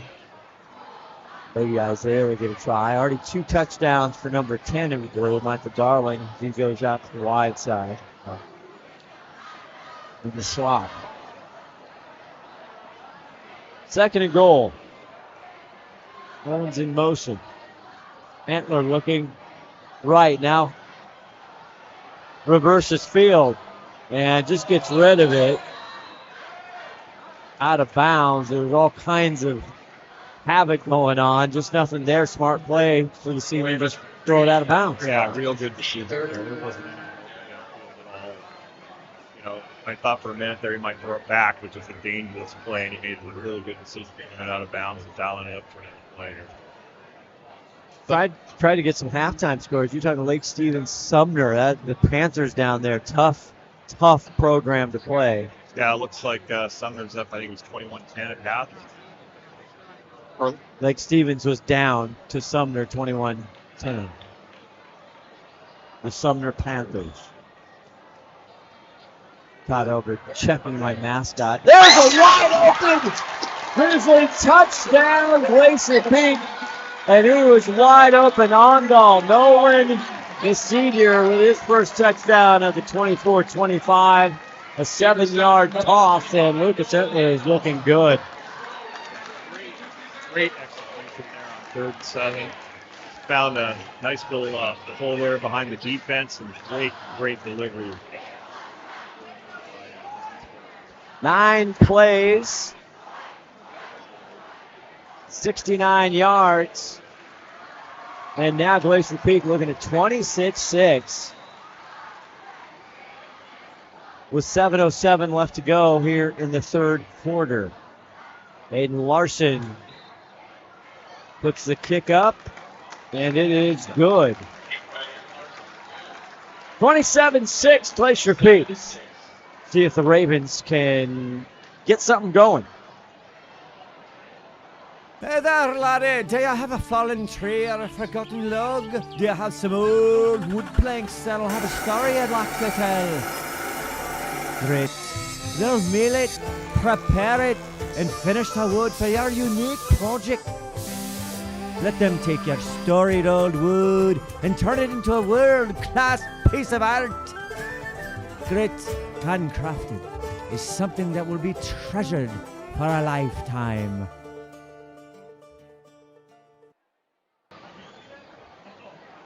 Absolutely. And Rich Pardue just talking about how that big offensive line that we talked about coming in, and Shane Keck felt really good about. Big 58, James Jensen. You remember 56, Cade Willis there. Sam Minoro, Connor Aney, of course, Jaden Ramirez, all the big hosses up front. 6'4", 235. That's a Costco card, 2 freezers, and a fridge, Pardue. Yeah, big boy, that's for sure. I wouldn't want to take him out to dinner, that crew. That's a big bill. Oh, goodness. Well, if he keeps blocking like that, Coach Keck might have to do that. Stanton Lange, 63, waving the camera. Here's the kickoff. And again, once Aiden Larson puts it in the end zone, so that'll be a touchback. Jared Carter, what's the prescription here, Rich? You're an offensive guy. Get the ball to your superstar. 6, Zachary Estrada was phenomenal. Get Bryce DeSoso, number 7. Casper Larson had big catches. What are we doing? Yeah, I don't know exactly what they have in the playbook, but if you're seeing man up, they got to run some rub routes and get some guys out open in the grass, and get them the ball downfield a little bit. But right now, we're not having any success in different adjustments. So I did some designed runs for Dallas. To Otto, because that boy can run. Directing traffic now, so Otto. 1st and 10 from their own 20. Ravens, motion. And he's going to pop it over to the screen, but not a lot there. They might give him one over to Gabriel Hawkins. 9-0. Yeah, 2 defenders with only 1 blocker out front. It'll be a little bit of a challenge getting. You have to break a tackle there, which some of those not able to do. It's time to call 9-ounce number, the senior. But they'll give him a half a yard, maybe. It really looks like 1. So 2nd and 9.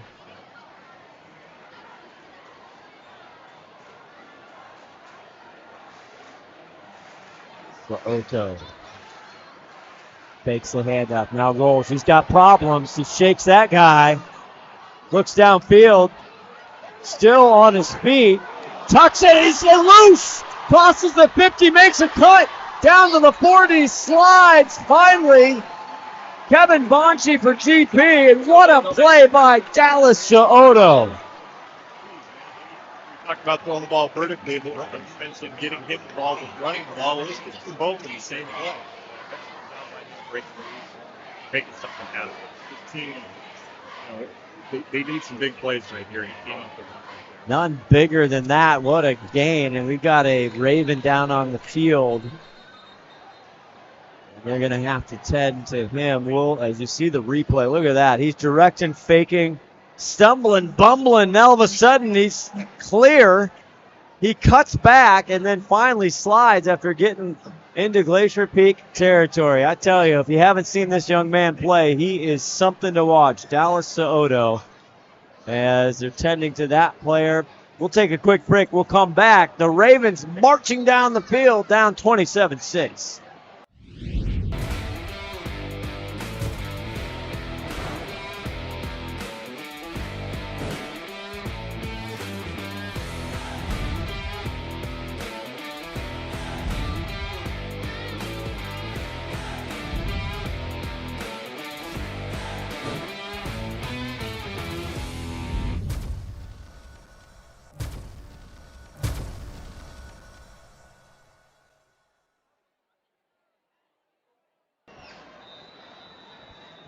Rich and I talking about Soto. He's so electric. I mean, plan some QB runs with him. Exhibit 8, Lamar Jackson for the Ravens. They do that all the time. He's spectacular. 1st and 10. Here's the pitch.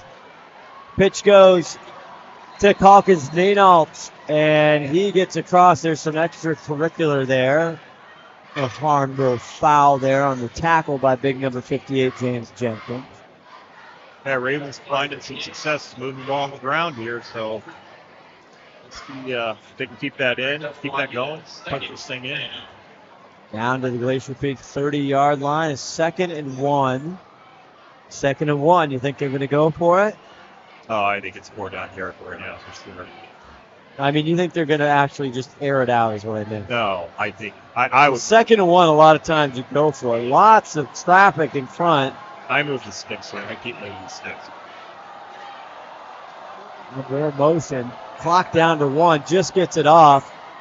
Soto, he fires it and it's delivered. And that's Boyle down to the 15-yard line. Soto. My goodness, what a throw, Ronnie. Well, you called him, Scott. He went for it. Yeah. But you can tell the kid plays baseball. Look at that sidearm release, Rich. We got Patrick Mahomes here. Let's see. He never should have got the pass off, but that's the way it works sometimes. Yeah, he is an athlete. So the Ravens, 4:32 left to go here in the 3rd quarter. 1st and 10. Ball on the Glacier Peak 15-yard line. Takes the hand up. Now he's got 2 Grizzlies. He shakes it, runs it, dishes it a wide open Raven touchdown, Juanita. Ethan Deisher. And that was all created from the absolute magician, Dallas Soto. Yeah, absolutely. He basically a wheel route out of the backfield. He's running around back there with lots of pressure and makes a perfect throw to the end zone to keep his team in the game. Unbelievable play. Caden Roth on for the extra point. They missed their first one. So special teams always coming into play here. Had a muffed punt. Here's the snap is good. The kick is up, and it is good. I was looking for the delay there. Ron, you know it's good down there, don't you? Well, it looked good to me, but I was wondering why that second referee didn't put his arms up like you were. So 27-13. That gives them huge momentum, Rich. Yeah, absolutely. I mean, they really, really needed a score there. And came up with it to keep this game within 2 scores. We'll step away. Let's hear from our great friends at McDaniel's Do It Center. McDaniel's Do It Center is located in beautiful Snohomish, Washington. Locally owned and operated for over 40 years, they are proud to provide the Snohomish Valley with exceptional hardware, tools, lawn and garden, and sporting goods products. Their commitment to delivering legendary customer service and their outstanding employees continue to make McDaniel's the best and one of the most recognized do-it-best centers in the nation. Stop by and experience for yourself the difference between McDaniel's and the big box stores. Discover why so many people are choosing to shop at McDaniel's.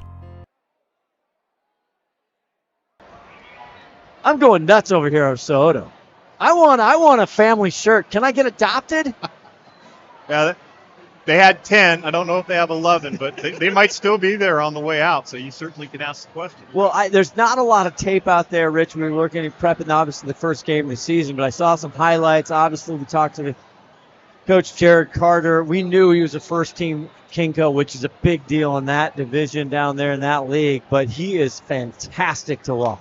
Yeah, very, very electric football game. No question. Roth with a little squibber, and it's taken up by the hands team there. Good positioning, though. That's always a risk. We always wonder, why do you want to give them that field? But nonetheless, Glacier Peak will start in very good field position.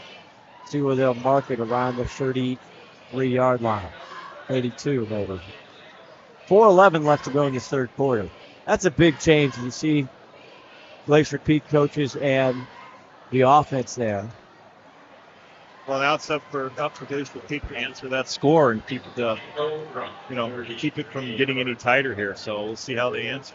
See Big 52, Connor Aney, the senior. State wrestling champion. He's that left tackle. Always plays defense as well. 4'11", 1st and 10 from their own 33. Crocker gets the carry. Bounces outside. Still on his feet, and he's finally pushed out of bounds by number 20, Gage Stokes, the senior safety from the Ravens. Yeah, great run there. I mean, just keeping the ball, putting his foot in the ground, cutting vertical. Very, very good run. See where they're marching down here. Out at the 40-yard line, it looks like.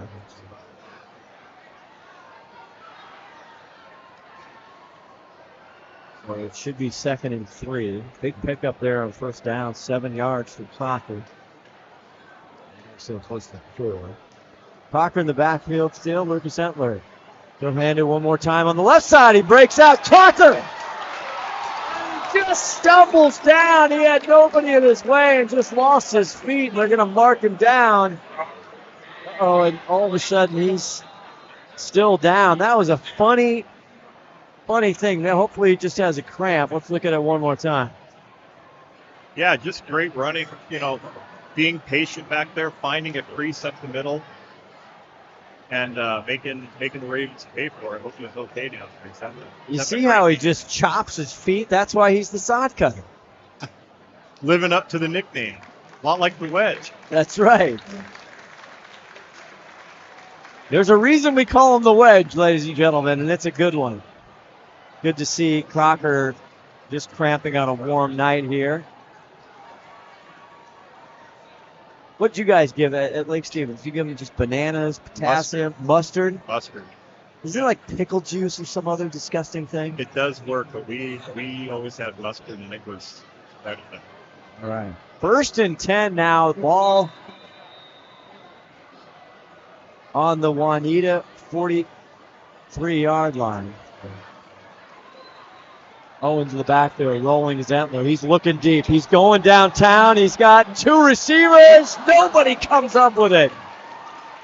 Good coverage there by the Ravens. Not sure if he was going to Fullerton or Big Albright, number 18.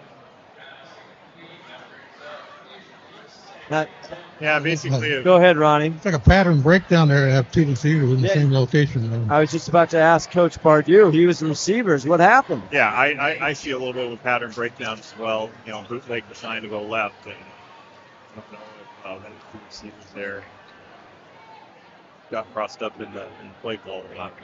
Hard to say. 2nd and 10. Isaiah Owens in the backfield now, 7 in blue.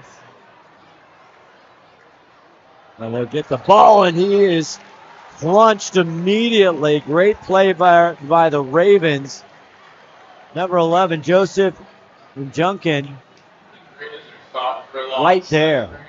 Well, the GP's, got themselves a 3rd and 12. Big throw right now for Juanita. And Juanita here with the big score, that drive down there, getting some momentum with 2:29 left to go here in the 3rd quarter. 27-13, 3rd and 12. Breaks the handoff. Entler now getting pressure, rolls right. Has to get rid of it. It's intercepted! Gayson intercepts it! Enormous pressure there by the nose guard. Juanita just put pressure immediately on the quarterback. Watch it one more time. Great job by the Ravens flushing him. And he was trying to go to Darling, and Bradley right there. Big play by Juanita, and it's 1st and 10 now for Juanita with 2:10 left to go in this 3rd quarter at the 27-yard line. A good break for Juanita because it had been an incomplete pass before they had to punt, and Juanita probably wouldn't have had the ball where they got it right now. So good for them. 3:10 left to go in the 3rd quarter. Ron the Wedge Henthorn. Nobody does it like the Wedge. Soto fakes the pass. Now he rolls to the far side. He's going to get it over. It's caught. No, it's not caught. Oh, Casper Larson, he's going to want that. He just saw too much daylight. Yeah, absolutely wide open. Ball is predicted there. Half. So looking upfield before he has the ball secured in his hands. So he'll learn from it. We had a big first quarter. Tall Casper Larson, the tight end, the senior. Big returning starters here. Flynn comes in. So leaves him at 2nd and 10.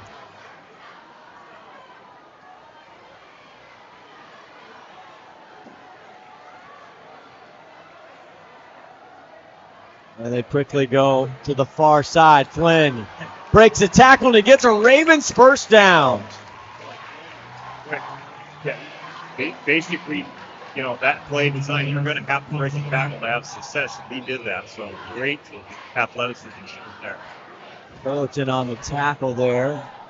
Palmer brings him down. 2:02 left to go in the first quarter. 1st and 10 now on their own 39-yard line.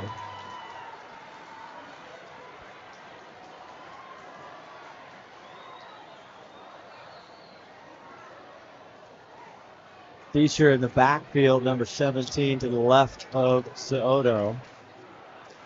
And he does get it off. And he runs through, and that's a nice pickup there on first down for Ethan Disher. Yeah. Where's the mustard? Get the mustard. Ronnie, you need to start carrying mustard. I never get cramped up because I hate the taste of mustard. So. Me too. I'm not a mustard guy.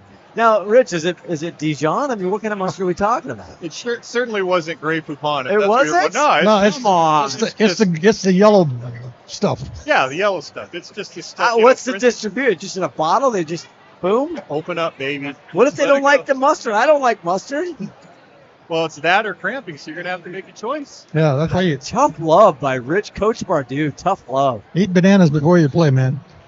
Fact. And still down. 1:38 left in the third quarter. Juanita with life. We'll take a quick break. We'll come back. STSPN. Friday Night Lights. We're back, baby.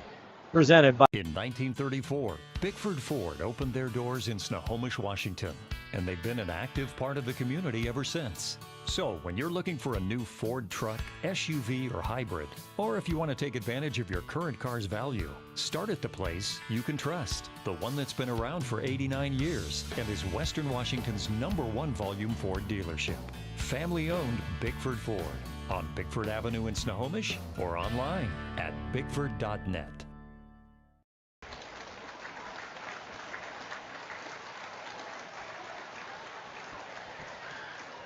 Actually, Scott Ohsman, Rich Bardu, Ron, the Wedge Henthorn, and we're happy to see that young man walk himself off the field. Nolan Endall, he's a big contributor, the senior. So they need him to be okay. 2nd and 5. Juanita getting something going here. 1:38 left to go in this third quarter. Soto in the shotgun. Motion.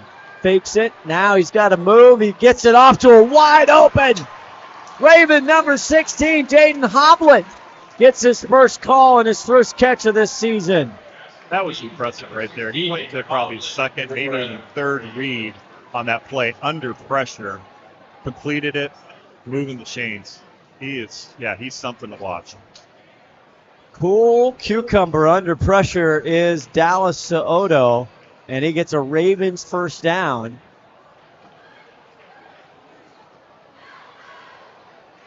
The interception started all off. Bradley Geeson and Juanita in business. Under a minute to go here in the third quarter. 1st and 10 on the GP 40. Soto is going to roll left, looking left. Still looking. Now floats it out. Almost intercepted, maybe, by Kevin Bonchi. I don't know, Ronnie. Did he have a chance at that? He had a chance to catch it, but I think he would have been out of bounds when he caught it. So was a good effort, though. Well, so that game last night, in a fun debate with my friend Tim Boyle, he thinks, Rich, did you see that game, that catch of the Ravens? I did not see that. Oh, okay. Well, he came down and he had black shoes on the end line. His toe was out of bounds. And Tim Boyle saying, if he had white shoes, if I'm the offensive coordinator, I make all my guys play with white shoes. He would have been in. 43 seconds left. 2nd and 10. Soto fakes it. Now he pitches it. Flynn coming at you. Spins out of one tackle, dives to the 35-yard line. Not enough. It'll bring up 3rd and 5. I did see that play last night. So sorry, I didn't know which one you were referencing. Yeah, a little throwback to Billy White Shoes Johnson. That's the invasion. But I'm just telling Tim today. Again, we argue about most things, but I'm like, you don't think 4K, $8 million of the cameras wouldn't have found when they did the replay review that the guy he was out of bounds? Half an inch, unbelievable. You know what they say? Every inch matters in football, right? So Odo, in and out of traffic, weaving, still on his feet. Now he dives forward and he gets out of another one. He's down and a Ravens first down. My goodness. Unbelievable. Yeah, he is something else to watch. I mean, just breaking tackles, making it happen. Determined for his team determined for him.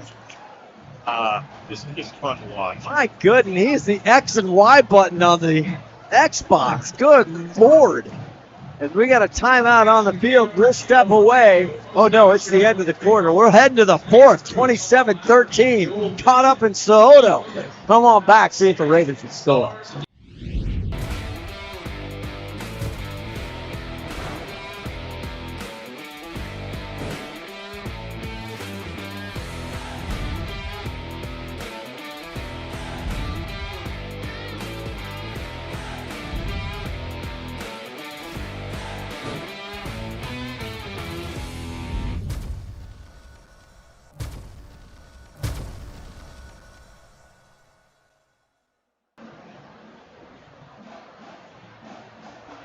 Six-year head coach Jared Carter, now in the 4A, the Kingco Crest League.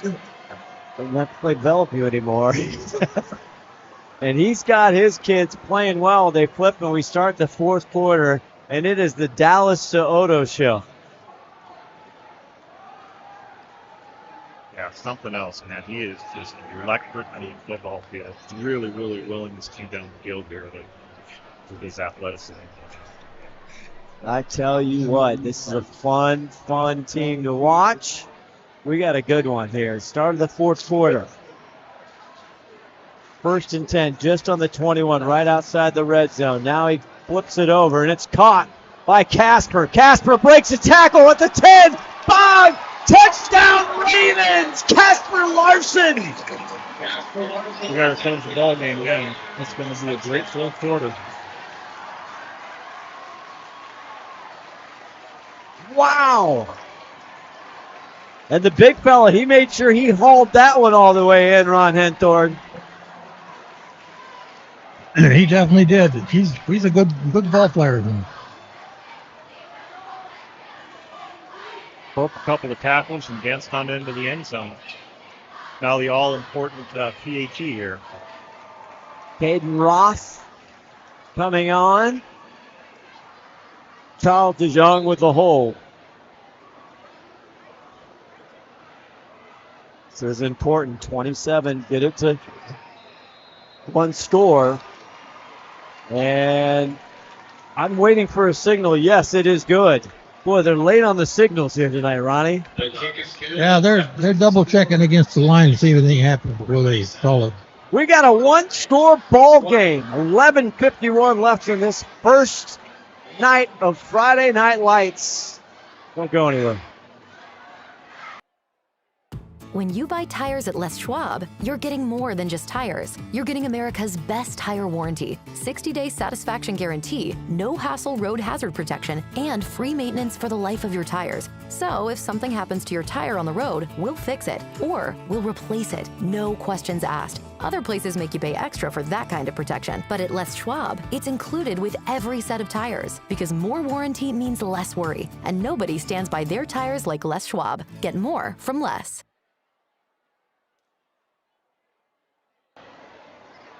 Welcome back here. Veterans Memorial Stadium on the campus of Snohomish High School, shared with Glacier Peak Grizzlies. And there, we're in a tight one now. Glacier Peak had a 20-6 lead at halftime, Rich Bardu, and it is eaten away here by the Soto show. Absolutely. Boy, Juanita's grabbed all the momentum in this game. And Glacier Peak's going to have to find a way to answer here. Because right now, like I said, Juanita has got all of the momentum. GP quarterback Lucas Entler has had a great night tonight. I want to welcome everybody else. Seattle Sports, 7:10 a.m. It's STSPN and Seattle Sports as the ball's kicked off, taken around the 8-yard line. Still on his feet. Still going is Fullerton. And Fullerton with a good return all the way up to the 31-yard line. Unfortunately, we got a hanky out there. Okay, it's coming back. As you look out on your screen.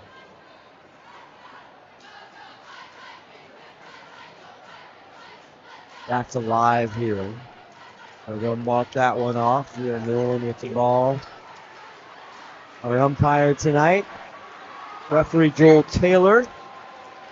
Been a relatively penalty few games, not a lot of penalties tonight. Pretty clean game. Absolutely, very clean game.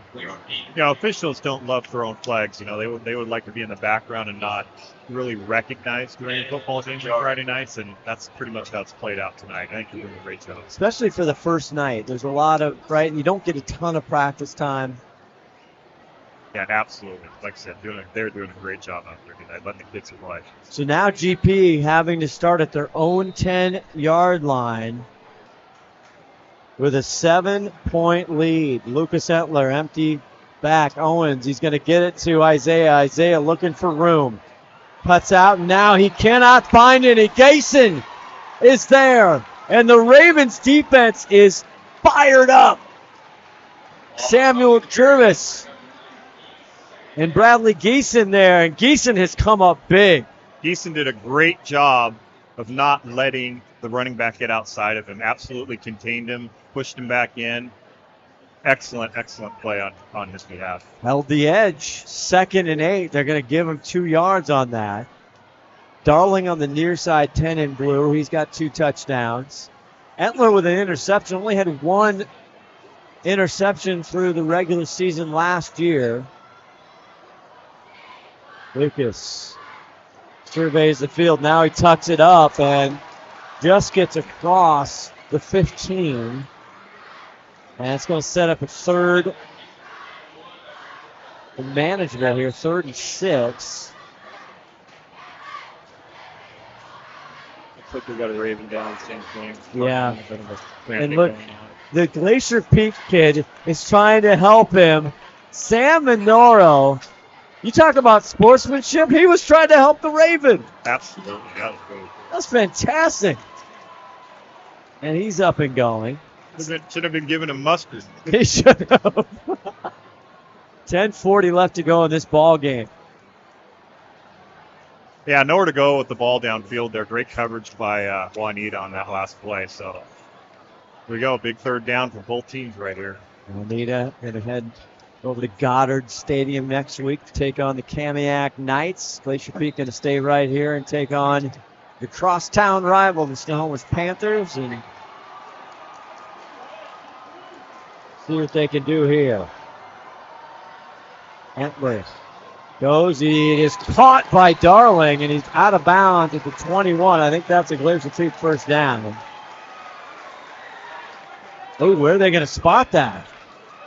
They are, yes. So it gives the first run. That's a big play. What a clutch catch there by Darling. Good coverage by Geeson. Absolutely. watching that ball all the way into his hands and moving the sticks. That's a big play right there. Just a junior Michael Darling, if you're wondering. More Darlings on the way, a freshman in the program. Look, 1st and 10. Owens in motion after the flat. Now they go over it. The big fella. Albright gets it. He's going up the sideline. To the 40, across the 50. Zachary Albright, 6'4", 205.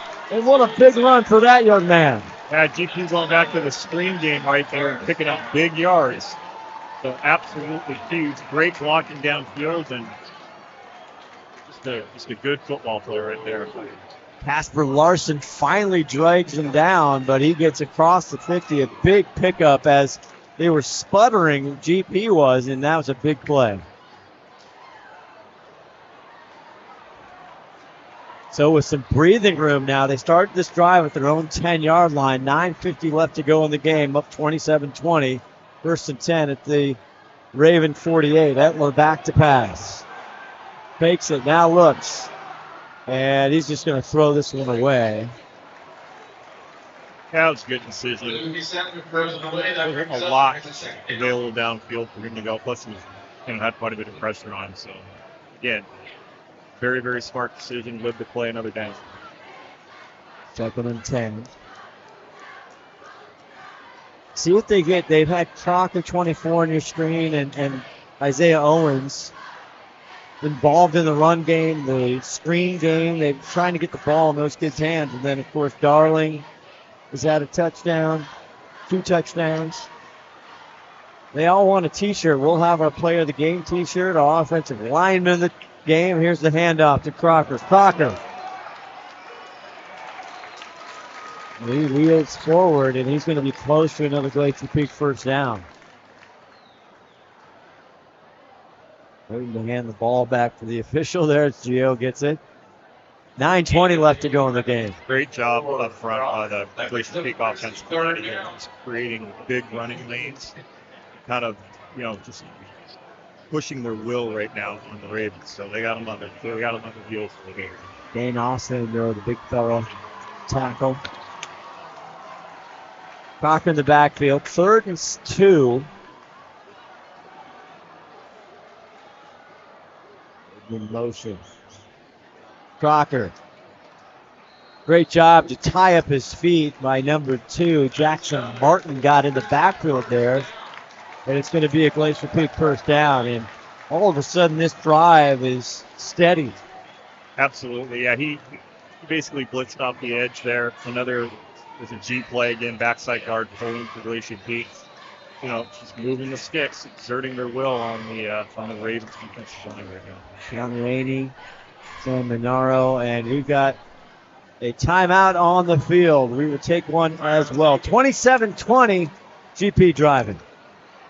Hey there, laddie. Do you have a fallen tree or a forgotten log? Do you have some old wood planks that'll have a story I'd like to tell? Great.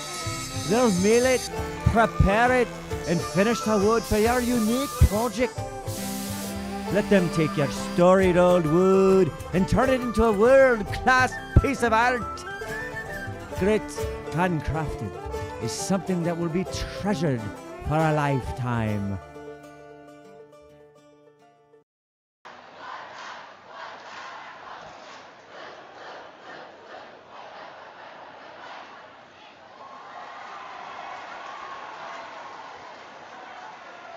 Back here, Scout Oscar Rich Bardu, and around the way, Henthorn. All kinds of player of the game, lineman of the night, and proud parent of the night t-shirts. Rich, you didn't know this, but you get to play. You have to pick them all.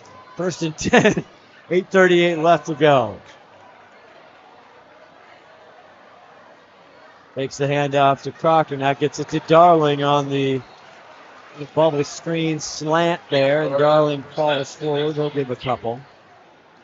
Running kind of a solid screen there. Not much room. Good job by Juanita shutting that one down. It's a group effort. Our Adrenaline fundraiser player of the night. We'll get an interview and a t-shirt with them. Also our Les Schwab lineman of the night. And our Grit Proud Parent of the Night t-shirt. Huge thank you to all our great sponsors. 7:58 left to go in this one, 2nd and 9. Owens tries to make a couple moves, and Juanita does a great job there plugging up the hole. Starting with James Barancic, number 44. Here we go, another big third down on this drive. Glacier Peak was able to convert last time. See if they're able to do so here again. Big play for both teams right here.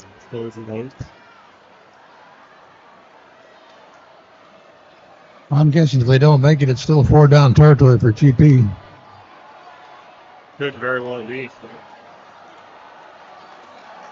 3rd and 8, 7:10 left to go in the game. Fakes it. Now he's got pressure and he's brought down. Joseph Bajunkin gets to Entler, and that's a big sack with 6:55 left to go, down 7. Juanita's going to get the ball back. Absolutely huge play for Juanita right there.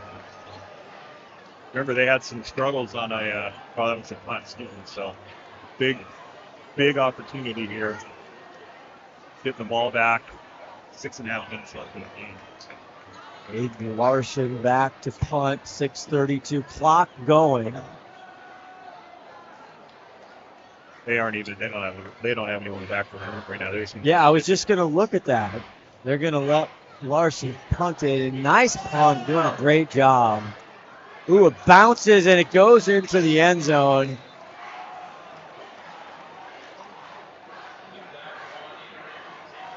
Down to Ron Henthorn. Ronnie. Yeah, nice punt for sure. Nobody back. Yeah, the boomer. We got a Grizzly down on that play. GP's got to work this out on defense here. This is a critical possession for Juanita because they need to score and GP needs to stop them. So with 6:14 to go, we're going to see some fireworks out here. How do you stop the quarterback, Soto? This was Shane Kett's concern coming into halftime. They're up 20-6 and he was concerned, Rich. Yeah, absolutely. I mean, it's pretty darn difficult when you've got some that athletic people contained and second down.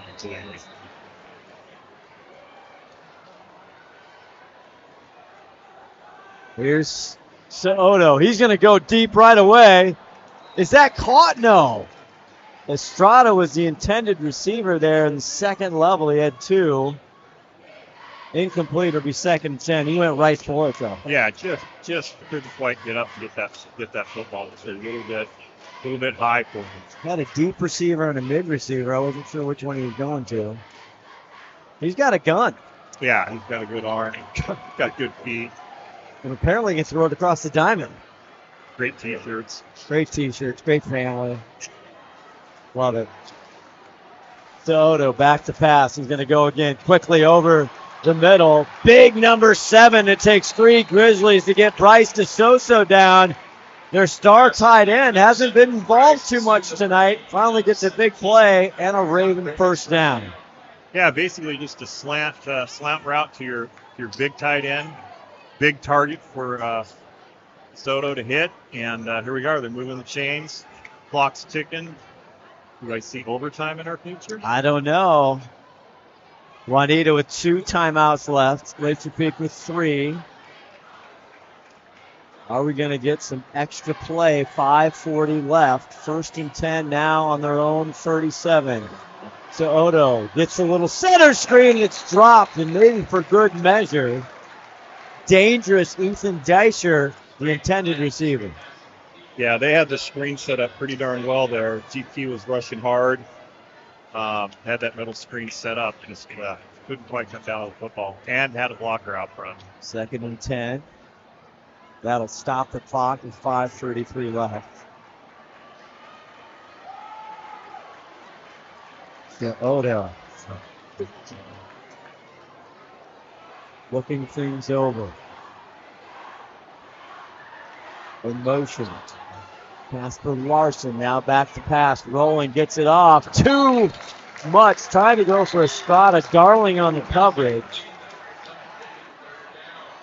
Zachary Estrada, that one just a little too much sauce as he's slow to get up. Yeah, Soto was under pressure again there pretty extensively. Just got rid of it in time. It's tough. That's tough ball to deliver. And he almost missed it. 3rd and 10, 5:27 left. Rick, I just get it in Soto's hands, and I tell him to improvise. And you see a great start of the student section here. Great turnout for the first night of high school football. Big play here, 3rd and 10. Plenty of time for Soto. Now he's improvising. He sees a lot of green grass. Cuts. And he doesn't make it to the first down. He'll get to the 45. Good defense there. Fullerton there on the stop for GP, but now that brings up a 4th and 2. Fullerton wrapping up a dangerous Soto there in open field. Great tackle. And Juanita's going to take their second timeout with 5:01 left to go. Do not go anywhere. McDaniel's Do It Center is located in beautiful Snohomish, Washington. Locally owned and operated for over 40 years, they are proud to provide the Snohomish Valley with exceptional hardware, tools, lawn and garden, and sporting goods products. Their commitment to delivering legendary customer service and their outstanding employees continue to make McDaniel's the best and one of the most recognized Do It Best centers in the nation. Stop by and experience for yourself the difference between McDaniel's and the big box stores. Discover why so many people are choosing to shop at McDaniel's. Oh, back here, Juanita. This could be the game. 5:01, still plenty of time left. I believe one timeout left for Juanita, 3 for Glacier Peak. 4th and 2.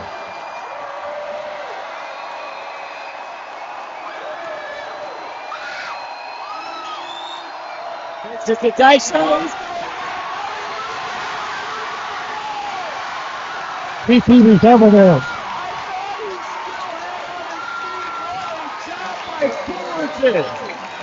And Soto is down.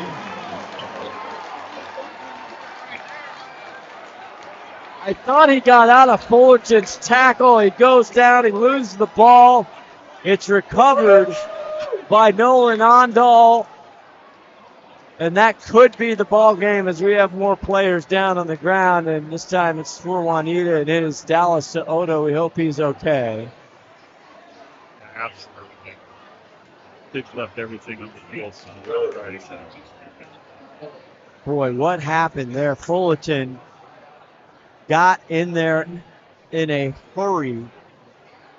And Soto, who has been Houdini back there, getting out of things as they check on him, will step aside. In 1934, Bickford Ford opened their doors in Snohomish, Washington, and they've been an active part of the community ever since. So when you're looking for a new Ford truck, SUV, or hybrid, or if you want to take advantage of your current car's value, start at the place you can trust, the one that's been around for 89 years and is Western Washington's #1 volume Ford dealership. Family-owned Bickford Ford on Bickford Avenue in Snohomish or online at bickford.net.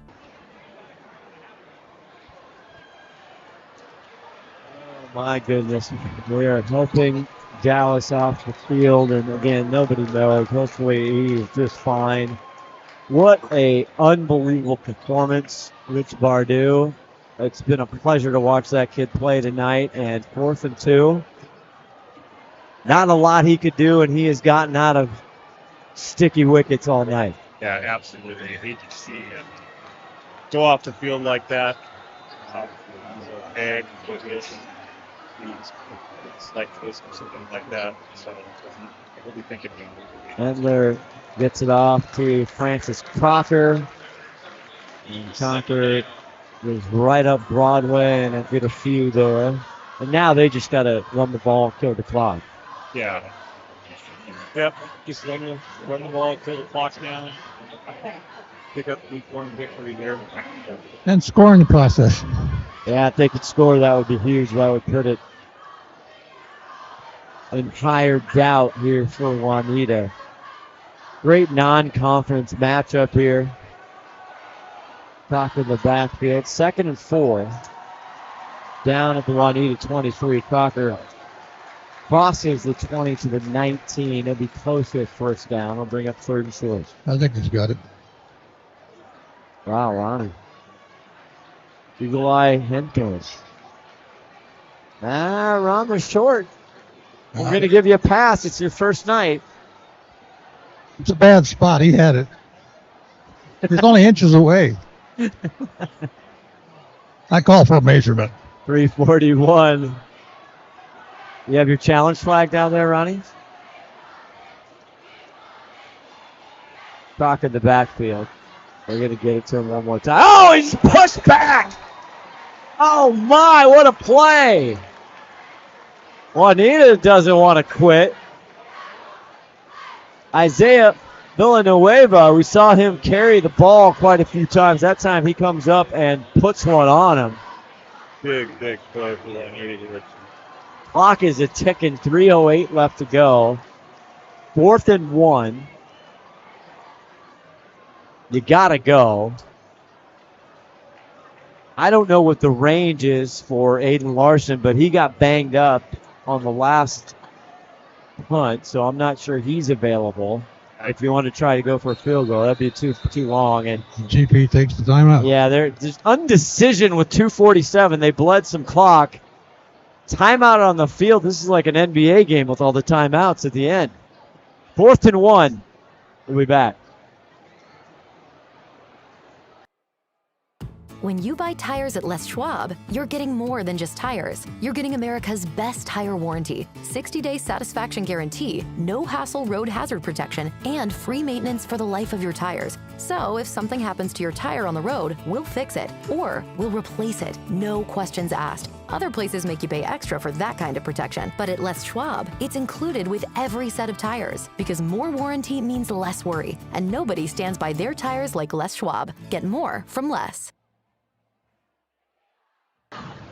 Yeah, I just confirmed with the referee that Juanita does only have one timeout left, even though the scoreboard's wrong. So let's see what GP can muster up here. They need that. They need to keep control of the ball right here. Crack reporting from Ron the Wedge Henthorn. Nobody gets it to you like he does. So Francis Crocker there, the running back. Lucas Entler. They need one. Crocker breaks outside. Did he get it? I don't think so. Oh, my. Juanita doesn't think so. The question is number 4 in white even available? The ball's on the 20. And they get a stop. Juanita has life with 2:42 left and one timeout. Nope. Rich Pardue, that's a defensive stand when you need it. 2 big plays. 3rd and 1 and 4th and 1, and Juanita comes with a huge stop right there. Well, let's see who's the quarterback is the question. I guarantee. And it is not Soto. It is Flynn. Ian Flynn, who is the backup quarterback. Had a great night as well. Here we go. 1st and 10 from their own 20. Flynn back. Thinks about it. Now he runs, tucks it up, and he gets down around the 27-yard line. They've got to hustle. Good tackle there by Kai Brooks. 2:26 left to go in the game. Now the Juanita Ravens taking time to get substitutions in, Rich. 2-minute offense. Yep. DP's dropping 4 right now to cover 4, so not going to give up anything over the top. Try not to. Dicer to the left of Flynn. Ian Flynn. Estrada in motion. 1:57 left to go. We got flags. The play clock is down to 5, Ronnie. Backfield motion. Do Oh, my. Good news there. 2nd and 2 stops the clock. What are you telling your kids, Rich? You're the offensive coordinator here. You're trying to get something off. Yeah, I mean, I think you got to try it again. It looks like GP's going to cover 4, so you're probably going to be underneath towards the sideline. Just take what they give you, get out of bounds, stop the clock, dial up another play. Clock running down. They wind the clock. 1:44 left to go. 2nd and 7 now from their own 23. Ian Flynn in the backup quarterback. He's got trouble. He flicks it down. Good center screen. And he'll get a few as Ethan Deisher. Might be a first down. And close. They're going to have official stops the clock with 1:30 left to go, and it's going to be a timeout. Juanita, we believe that is their final timeout. In fact, it is. We'll pause for a word from our friends at McDaniel Jewett Center. 1:30 left, 3rd down. McDaniel's Do-It Center is located in beautiful Snohomish, Washington. Locally owned and operated for over 40 years, they are proud to provide the Snohomish Valley with exceptional hardware, tools, lawn and garden, and sporting goods products. Their commitment to delivering legendary customer service and their outstanding employees continue to make McDaniel's the best and one of the most recognized do-it-best centers in the nation. Stop by and experience for yourself the difference between McDaniel's and the big box stores. Discover why so many people are choosing to shop at McDaniel's. Here we go. Scott Ohsman, Rich Pardue, Ron Henthorn, 1:30 left, 1st and 10. Ian Flynn, the backup quarterback. So Odo goes down on the last play. There's a whistle before the snap. And we have laundry here. I think it's going against GP. Not true. Joel Taylor, our head referee, our white hat tonight, and yes, it is. 5 yards on the defense. We 1st and 5 with 1:30 left to go. Juanita out of timeouts.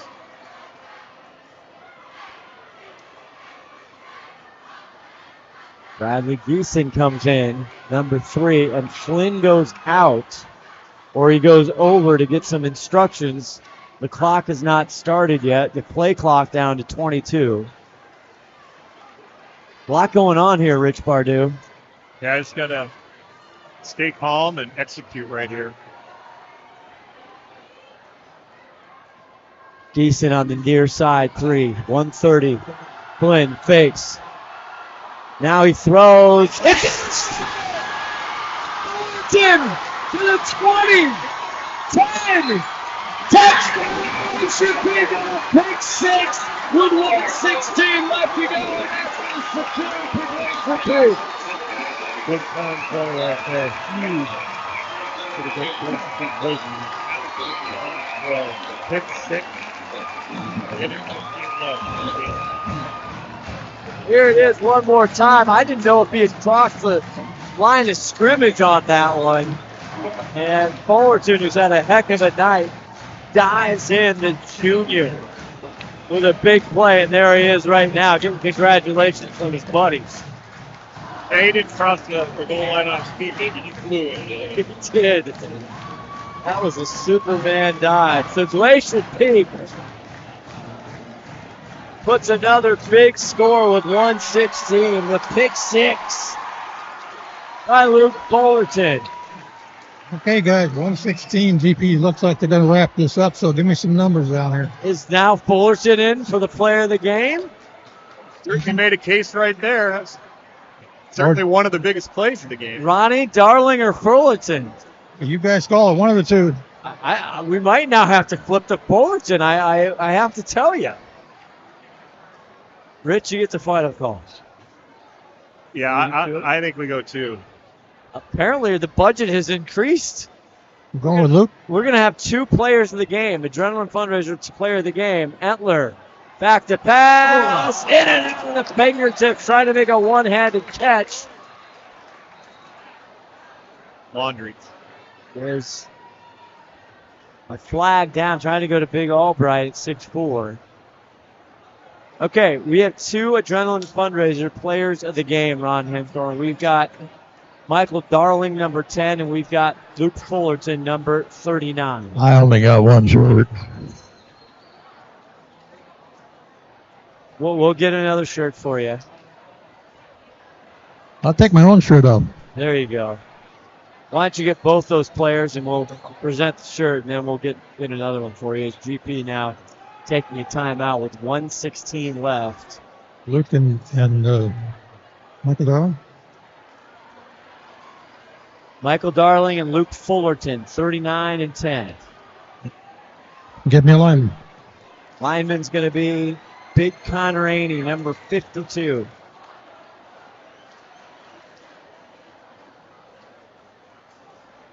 We might have to get some more fabric for Aney. Looking through the closet right now, see if I can get a bigger size. Do we have one with a red cape? We need one for Fullerton with a cape. Good call. So the 2-point conversion, no good there. So Glacier Peak back to kick 33-20. We had a 7-point ball game. Juanita had everything they want. The unfortunate part is Soto was not in for that last series to try and give him a chance. Yeah, it's super unfortunate. Senior year. Just really, really hope he's okay. Hope it's nothing major. He's still.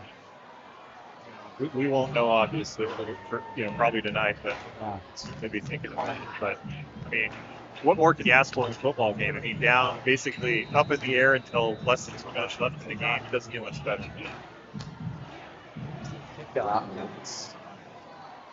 Line drive, low sliver there. To the infield, was taken by Juanita and covered up quickly. As a fan, you love close games. As a coach, not so much. Yeah, I love it up here. But if I were your coaches, hate close games. 33-20, 1:10 left to go in this first Friday night here on STSPN, presented by Les Schwab Tires. Reminder, next Friday night right here on Veterans Memorial Stadium, the Dick Armstrong Cup. It's a peek in the Snohomish 23s.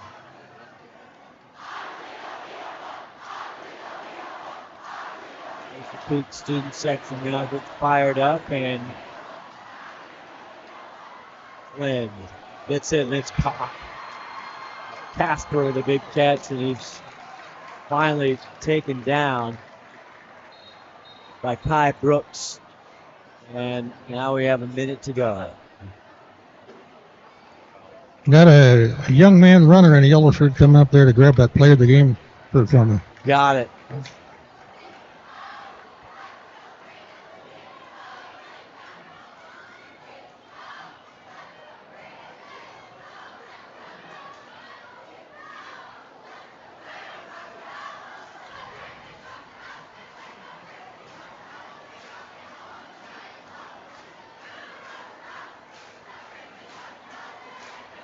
Well, we got up here in a hurry.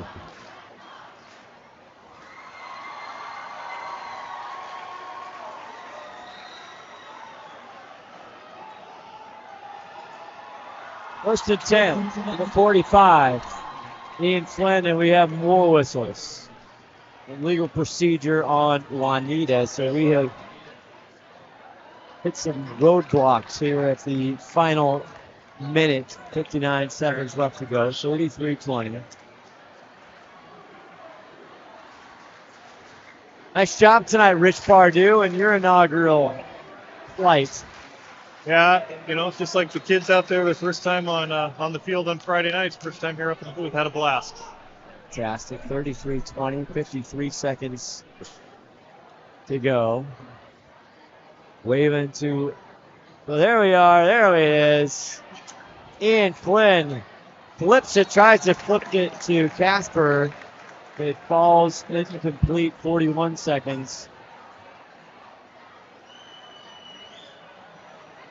There we are. Okay.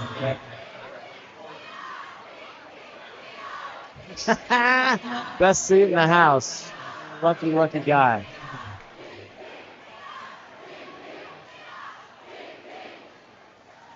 Not ever been streaming games. Year 15. Tim and I and Ron, we think we started around 2011 or so. 2nd and 15. Playing back to pass. Steps up. Now he's going deep. Overthrows. Zachary Estrada. So Juanita right now, it's non-conference. They go and they play Kamiak next week. Heads held up high, Rich Bardew.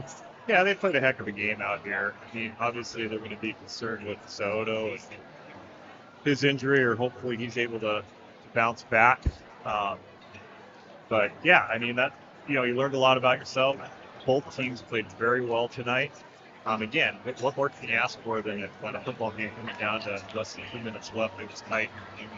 Yeah. Great comeback, showed a lot of grit. Flynn now in traffic, and he's going to go down. Oh, now there's finally pushing and shoving. Big 67 helps him up, but 48 in blue. Ty Brooks probably going to get a little talking to him. You hate to see that with 23 seconds. A big 67. Antonio Chera has helped him up. The senior trying to use some leadership here. Not really much they can do. 48 kind of gives him a little push, and then,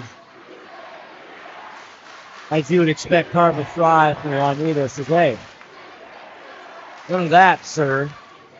Not having any of that tonight. That's all right. I mean, again, physical game. Not surprised to be a little chippy here towards the end. Both teams absolutely linked it all in the field tonight. So, yeah, hopefully we can do it tonight. Glacier Peak coming out with a great win. Build a little bit of momentum for the next week and then on into week 5.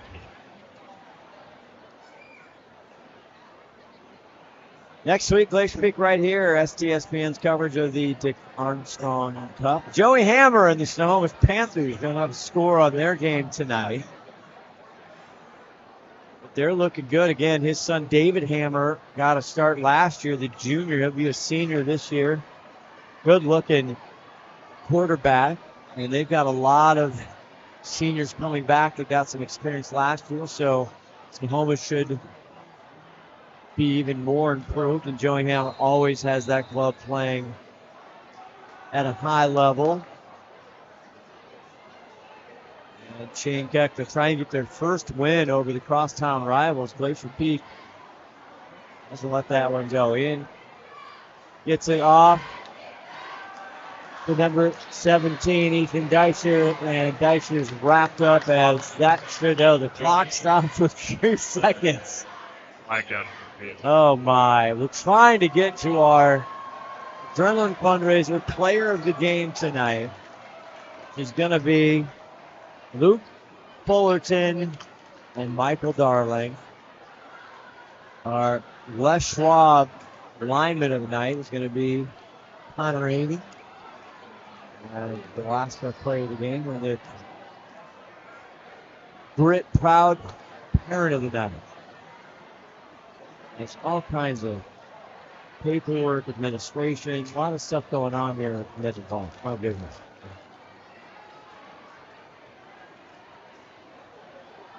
Tell you, the officials we were talking about, what a clean game. They've done more work in the last 5 minutes of this game than they did all night. Yeah, I sure have. It's clean up until now, but they're trying to keep it under control. That needed to happen here. Turnover there on downs. They go to Glacier Peak, and then just took another 3 seconds left. Best formation in football, victory, baby. Here it is. And that'll do it. Glacier Peak comes up. Home opener winning over the Juanita Ravens 33-20. Step away a little back. And our player of the game, the fans, the kids liking, the fans hopping. What a great ball game. We'll be back with more right after this.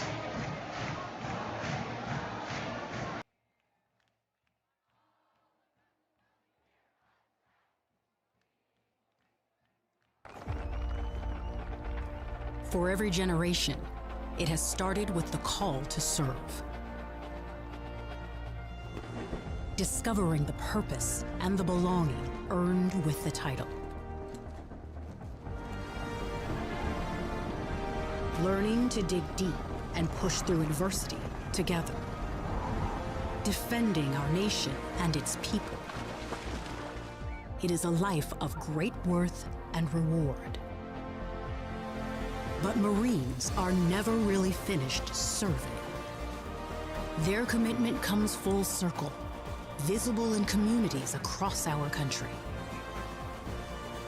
This is Semper Fidelis, always faithful, always Marine, marking a path for the next generation.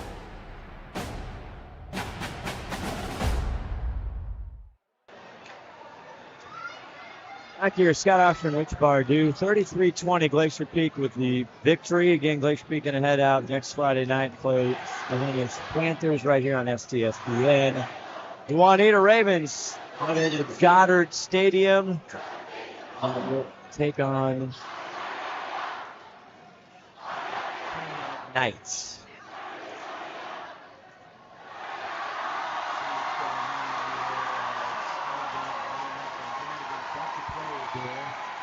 He's coming down and talking to coaches. Can't see it kind of on the left side of your screen. Lonnie, what's going on down there? What are we waiting for here? All right, waiting for the players to get back out here in the field so I can grab them. There they come. They went out to their student section. Try not to go too far, Ronnie, so our mic reaches. Well, we'll find out later. Well, I guess so. Apparently you're not heeding my instruction, which is normal. Been going on for 12 years. I'll get you back in a minute.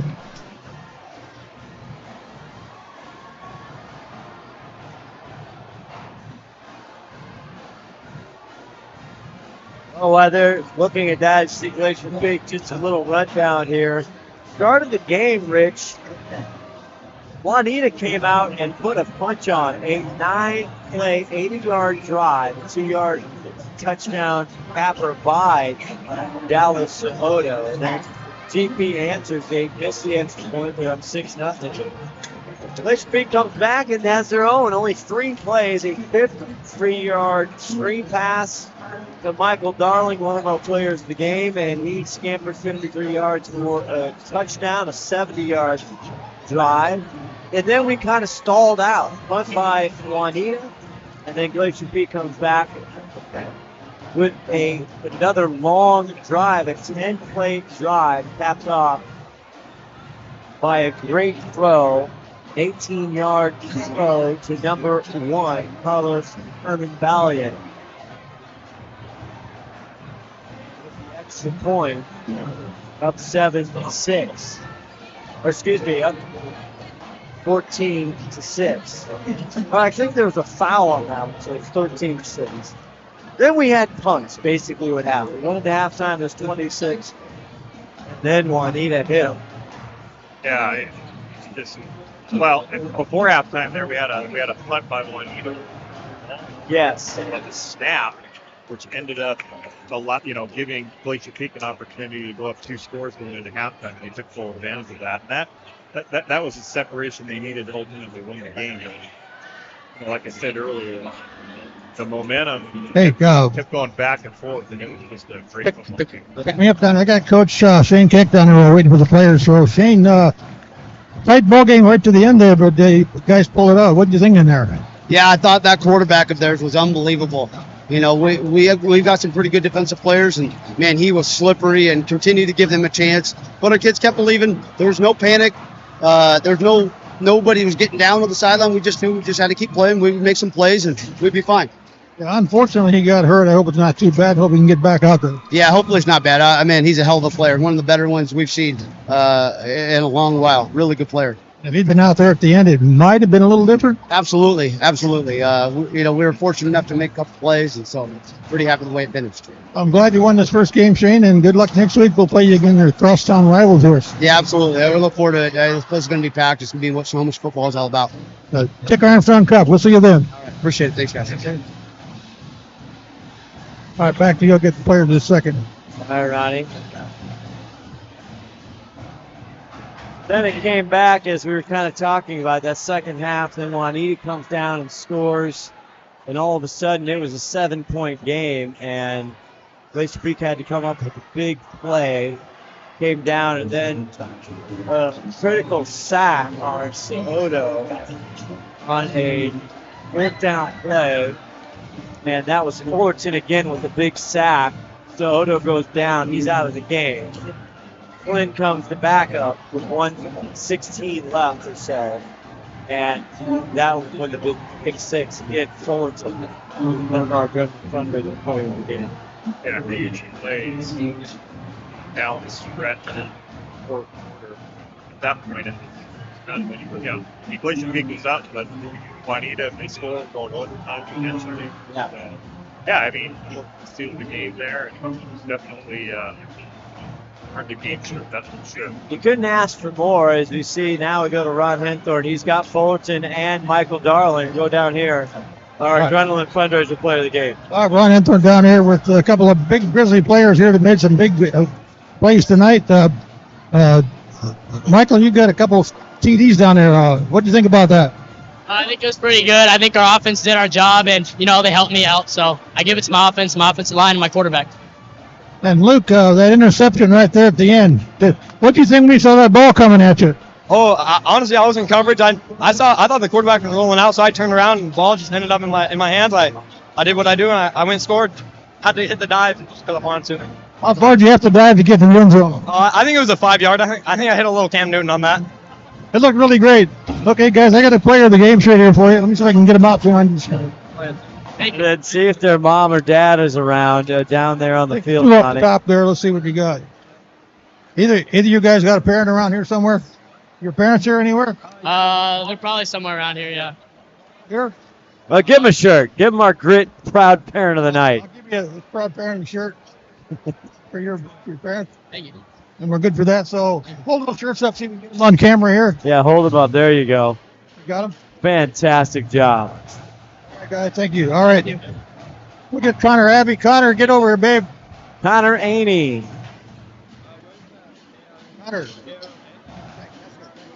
Connor. How are you? Our friends at Steve Willits at KRK. There's Connor. That's what lineman of the night tonight, but you had a big time down there in the trenches. Tell me about it. I appreciate it, man. Obviously, it's an honor being here for a second time, getting that award. In the trenches tonight, we started off a little slow, but then we picked up, and it just started clicking and clicking. We lost a little momentum, but as a team, we came back, and I think that's a big building point for this team. There's a big bond in this team right now, and when it gets tough, I think we're going to be okay. Tell me about that quarterback where we needed. Did he chase you a little bit? That guy, I want to say, shout him out. He made us a whole lot better today. He's one shifty dude. That guy is crazy. He's a hell of an athlete. So, shout out to him. Hope he's doing good. Yeah, we hope he's doing good too. I got a shirt here for you. Grab that and hold it up in front of you there. Get a good shot of that. There it is. There you go. Les Schwab, lineman, player of the game. Lineman of the night. Or your parents around here? Somewhere around here. My mom. Well, give him a big shout out. I will. Mom, Dad, I love you. Abby in Arizona, I love you. All my family, I love you. Grandma, I love you. Wow. And who's this guy? Cam. This is Cam. Hi, Cam. Hey, so I want to thank Connor for everything. He's a good player. All right. Good job, man. All right, Connor. Thank you, man. We'll see you next week. All right, back to you, Scott. That should wrap it up here for me tonight. We'll see you next week. All right, bud. All right, Ron the Wedge Henthorn. Nobody breaks a crowd like Ronnie does. Fantastic. Glacier Peak on top over the Juanita Ravens out of the Kingo Crest Division. Best of luck to them and Jared Carter, their entire program. Fantastic seeing them. Been great to us here at STSPN. That's a final for Todd Elvig, our executive producer and 5-5 player, Ron Henthorn. Rich Bardu, great job tonight, buddy. Scott Ohsman saying so long. Glacier Peak 33, Juanita 20.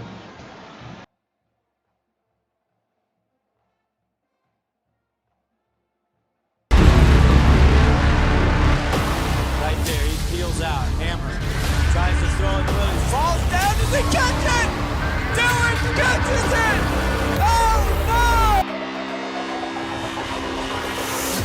It goes in. Does he get there? I think he's right in front of the line. Not quite in.